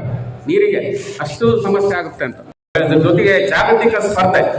ಇವತ್ತು ನಮ್ಮ ಉತ್ಪನ್ನಗಳು ಬೇರೆ ದೇಶದಲ್ಲಿ ರಫ್ತಾಗಬೇಕಂದ್ರೆ ನಮ್ಮ ಉತ್ಪನ್ನಗಳು ಸಾಕಷ್ಟು ಗುಣಮಟ್ಟದ ಉತ್ಪನ್ನಗಳಾಗಬೇಕಾಗುತ್ತೆ. ಹಾಗಾಗಿ ಇವತ್ತು ಆ ಗುಣಮಟ್ಟದ ಉತ್ಪನ್ನಗಳನ್ನ ನಾವು ಬೆಳಿಬೇಕು ಅಂದ್ರೆ ನಾವು ವೈಜ್ಞಾನಿಕ ಕೃಷಿಯನ್ನ ನಾವು ರೂಢಿಸ್ಕೊಳ್ಬೇಕಾದದ್ದು ಬಹಳ ಅವಶ್ಯಕತೆ ಇದೆ. ಮತ್ತು ನಮ್ಮ ಭೂಮಿಯನ್ನ ಉಳಿಸ್ಬೇಕಾದ್ರೆ ನಮ್ಮ ಮುಂದಿನ ಮಕ್ಕಳು ಮೊಮ್ಮಕ್ಕಳಿಗೆ ಅಂದ್ರೆ ನಮ್ಮ ಮುಂದಿನ ಪೀಳಿಗೆಗೆ, ಯಾಕಂದ್ರೆ ನಮ್ಮ ಅಜ್ಜ ಮುತ್ತಜ್ಜರು ನಮಗೆ ಒಂದು ಭೂಮಿಯನ್ನ, ನಮ್ಮ ವ್ಯವಸಾಯದ ಭೂಮಿಯನ್ನ ಕೊಡುಗೆಯಾಗಿ ಕೊಟ್ಟೋಗಿದ್ದಾರೆ. ಮತ್ತೆ ಈ ಕೊಡುಗೆಯನ್ನ ನಾವು ನಮ್ಮ ಮಕ್ಕಳಿಗೂ ಕೂಡ ಕೊಡುಗೆಯಾಗಿ ಕೊಟ್ಟು ಹೋಗ್ಬೇಕಾಗುತ್ತೆ. ಇದು ಒಂದು ದೊಡ್ಡ ಹೊಣೆಗಾರಿಕೆ ಇದೆ. ಆ ಭೂಮಿಯನ್ನ ನಾವು ಬಂಜರಾಗದಂತೆ ಒಂದು ಫಲವತ್ತಾದ ಭೂಮಿಯಾಗಿ ನಮ್ಮ ಮಕ್ಕಳಿಗೆ ನೀಡಬೇಕಾದಂತ ದೊಡ್ಡ ಜವಾಬ್ದಾರಿ ನಮ್ಮೆಲ್ಲರ ಮೇಲಿದೆ. ಅದನ್ನ ನಾವು ಭೂಮಿಯನ್ನ ಫಲವತ್ತತೆಯನ್ನು ಉಳಿಸ್ಬೇಕಂದ್ರೆ ನಾವು ಇವತ್ತು ಒಂದು ಸಾವಯವ ಕೃಷಿಯನ್ನ ರೂಢಿಸ್ಕೋಬೇಕಾಗಿದೆ. ಅದು ಬಹಳ ಅಗತ್ಯ. ಏನಿದು ಅಂದ್ರೆ ನಮ್ಮ ಹಿಂದಿನವರೆಲ್ಲರೂ ಆ ಕೃಷಿಯನ್ನ ಮಾಡ್ತಾನೆ ಇದ್ರು. ನಮ್ಮ ಮನೆಯ ಸಗಣಿ ಗೊಬ್ಬರ, ಕುರಿ ಗೊಬ್ಬರ, ಗಂಜಲವನ್ನ ಬಳಸಿನೇ ನಾವು ಬೆಳೆಗಳನ್ನ ಬೆಳೀತಾ ಇದ್ವಿ. ಇವತ್ತು ಮತ್ತೆ ನಾವು ಆ ಹಂತಕ್ಕೆ ಹೋಗ್ಬೇಕಾಗಿದೆ. ಇಲ್ಲದೆ ಇದ್ರೆ ಭೂಮಿ ಬರಡಾಗುತ್ತೆ. ಹಾಗಾಗಿ ನಮ್ಮ ಭೂಮಿಯನ್ನ ಇವತ್ತು ಸಾವಯವ ಕೃಷಿ ಅಂದ್ರೆ ಏನಪ್ಪ ಬಹಳ ಅದು ಕಷ್ಟ, ಹೆಚ್ಚು ಖರ್ಚಾಗುತ್ತೆ, ಬೆಳೆ ಕಡಿಮೆ ಬರುತ್ತೆ. ನಿಜ, ಒಂದು 3-4 ವರ್ಷ ಅದು ಸವಾಲೆ. ಆದ್ರೆ ನಂತರ ನಿಮಗೆ ದೊಡ್ಡ ಲಾಭವನ್ನ ತಂದುಕೊಡುತ್ತೆ. ಅದಕ್ಕೆ ಸಾಕಷ್ಟು ಉದಾಹರಣೆಗಳು ನಮಗೆ ಈಗ ಕಂಡು ಬಂದಿದ್ದಾವೆ. ಹಾಗಾಗಿ ನಾವು ಈ ರಸಗೊಬ್ಬರವನ್ನ, ಕೀಟನಾಶಕಗಳನ್ನ ಆದಷ್ಟು ಕಡಿಮೆಗೊಳಿಸ್ತಾ ಒಂದು ಸಾವಯವ ಕೃಷಿಯನ್ನ ಹೆಚ್ಚು ಮಾಡೋದ್ರ ಮೂಲಕ ನಮ್ಮ ಉತ್ಪನ್ನಗಳ ಗುಣಮಟ್ಟವನ್ನು ಕೂಡ ಹೆಚ್ಚಿಸಬೇಕಾದಂತಹ ಬಹುದೊಡ್ಡ ಜವಾಬ್ದಾರಿ ನಮ್ಮೆಲ್ಲ ರೈತ ಬಾಂಧವರಲ್ಲಿದೆ ಅಂತಕ್ಕಂಥ ಮಾತಾಡ್ತಾ, ಕೃಷಿ ಅನ್ನೋದು ಇವತ್ತಿಗೂ ಕೂಡ ನಮ್ಮ ದೇಶದ ಸುಮಾರು 60ಕ್ಕೂ ಹೆಚ್ಚು ಜನರಿಗೆ ಪ್ರಮುಖ ಉದ್ಯೋಗ, ಪ್ರಮುಖ ಆಹಾರದ ಮೂಲ. ಮತ್ತು ಇದು ಪ್ರತ್ಯಕ್ಷವಾಗಿ ಪರೋಕ್ಷವಾಗಿ ನಮ್ಮೆಲ್ಲ ಕೈಗಾರಿಕೆಗಳು, ವ್ಯಾಪಾರ ವಹಿವಾಟುಗಳು ಇವೆಲ್ಲವೂ ಕೂಡ ನಮ್ಮ ಕೃಷಿನೇ ಮೂಲ. ನಮ್ಮ ದೇಶದ ಒಟ್ಟು GDP ಯಲ್ಲಿ 6.1% ಅಷ್ಟು ಕೃಷಿಯಿಂದನೇ ಬರ್ತಾ ಇದೆ. ಅದರಲ್ಲಿ ವಾಣಿಜ್ಯ ಕೃಷಿಯಿಂದನೇ ಹೆಚ್ಚು ಕೊಡುಗೆಯನ್ನ ನಮ್ಮ ದೇಶದ ಆರ್ಥಿಕತೆಗೆ ನಾವು ಕೊಡ್ತಾ ಇದೀವಿ ಅನ್ನೋದನ್ನ ಅಂಕಿಅಂಶಗಳ ಮೂಲಕ ನಾವು ಇಲ್ಲಿ ಗಮನಿಸಬಹುದು. ಹಾಗಾಗಿ ನಾವು ಈ ವಾಣಿಜ್ಯ ಕೃಷಿಯನ್ನ ಹೆಚ್ಚು ಹೆಚ್ಚು ರೂಢಿಸಿಕೊಳ್ಳೋದ್ರ ಮೂಲಕ ನಮ್ಮ ಜೀವನವನ್ನ ಹೆಚ್ಚು ಆರ್ಥಿಕವಾಗಿ ಬಲಿಷ್ಠಗೊಳಿಸಬಹುದು.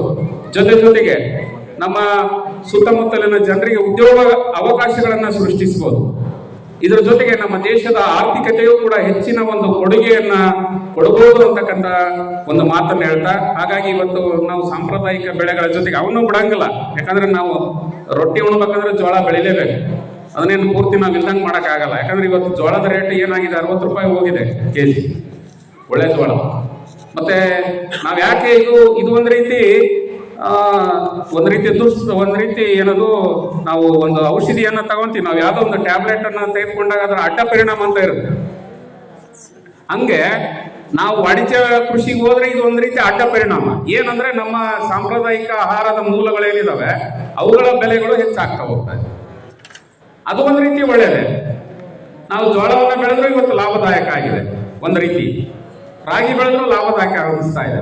ಹಾಗಾಗಿ ಈ ಸಾಂಪ್ರದಾಯಿಕ ಬೆಳೆಗಳು ಮತ್ತು ವಾಣಿಜ್ಯ ಬೆಳೆಗಳು ಎರಡನ್ನೂ ಕೂಡ ನಾವು ಸಮತೋಲನ ರೀತಿಯಲ್ಲಿ ನಮ್ಮ ಒಂದು ಸಮಗ್ರ ಕೃಷಿಯಾಗಿ ಇವುಗಳನ್ನ ನಾವು ರೂಢಿಸಿಕೊಳ್ಬೇಕಾದಂತಹ ಅಗತ್ಯನೂ ನಾವು ಮರಿಬಾರದು ಅಂತಕ್ಕಂಥ ಮಾತನ್ನ ಹೇಳ್ತಾ, ಒಟ್ಟಿನಲ್ಲಿ ನಾವು ಹೆಚ್ಚಿನ ನಮ್ಮ ಕೃಷಿಯನ್ನ ಆದಷ್ಟು ವೈಜ್ಞಾನಿಕವಾಗಿ ಸಾವಯವ ಮಾದರಿಯಲ್ಲಿ ಸಮಗ್ರ ಕೃಷಿಗೆ ರೈತರು ತಮ್ಮನ್ನ ಒಳಪಡಿಸಿಕೊಳ್ಳೋದ್ರ ಮೂಲಕ ಮತ್ತೆ ನಾವು ಕೃಷಿಯಿಂದನೇ ನಮ್ಮ ದೇಶ ಹೇಗೆ ಇವತ್ತು ಒಂದು ಕಾಲದಲ್ಲಿ ಶ್ರೀಮಂತ ರಾಷ್ಟ್ರ ಆಗಿತ್ತೋ ಹಾಗೆ ಕೃಷಿಯಿಂದನೇ ನಾವು ಕೂಡ ಶ್ರೀಮಂತರಾಗೋಣ, ನಮ್ಮ ರಾಷ್ಟ್ರವನ್ನು ಶ್ರೀಮಂತ ರಾಷ್ಟ್ರವನ್ನಾಗಿ ಮಾಡೋಣ ಅಂತಕ್ಕಂಥ ಮಾತನ್ನು ಹೇಳ್ತಾ, ಇಂದು ಈ ಒಂದು ಉಪನ್ಯಾಸ ಕಾರ್ಯಕ್ರಮಕ್ಕೆ ನನ್ನನ್ನು ಆಹ್ವಾನಿಸಿದ್ದಾರೆ. ಕೊಂಬಳಿ ಅನ್ನೋದು ನನಗೇನು ಹೊಸದಲ್ಲ, ನಮ್ಮ ಬೀಗರು ಓರಿದು, ನಾನು ಇಲ್ಲೆಲ್ಲ ಸಣ್ಣವನಿದ್ದಾಗ ಅಡ್ಡಾಡಿದ್ದಾರೆ. ಆಮೇಲೆ ನಾನು ಇಲ್ಲೇ ಮುರಾರ್ಜಿ ಶಾಲೆಯಲ್ಲಿ 6 ವರ್ಷ ಕೆಲಸ ಮಾಡಿ, ಪಕ್ಕದಲ್ಲಿ 6 ವರ್ಷ ನಾನು ಇಂಗ್ಲೀಷ್ ಭಾಷಾ ಬೋಧಕನಾಗಿ ಕೆಲಸ ಮಾಡಿದ್ದೀನಿ.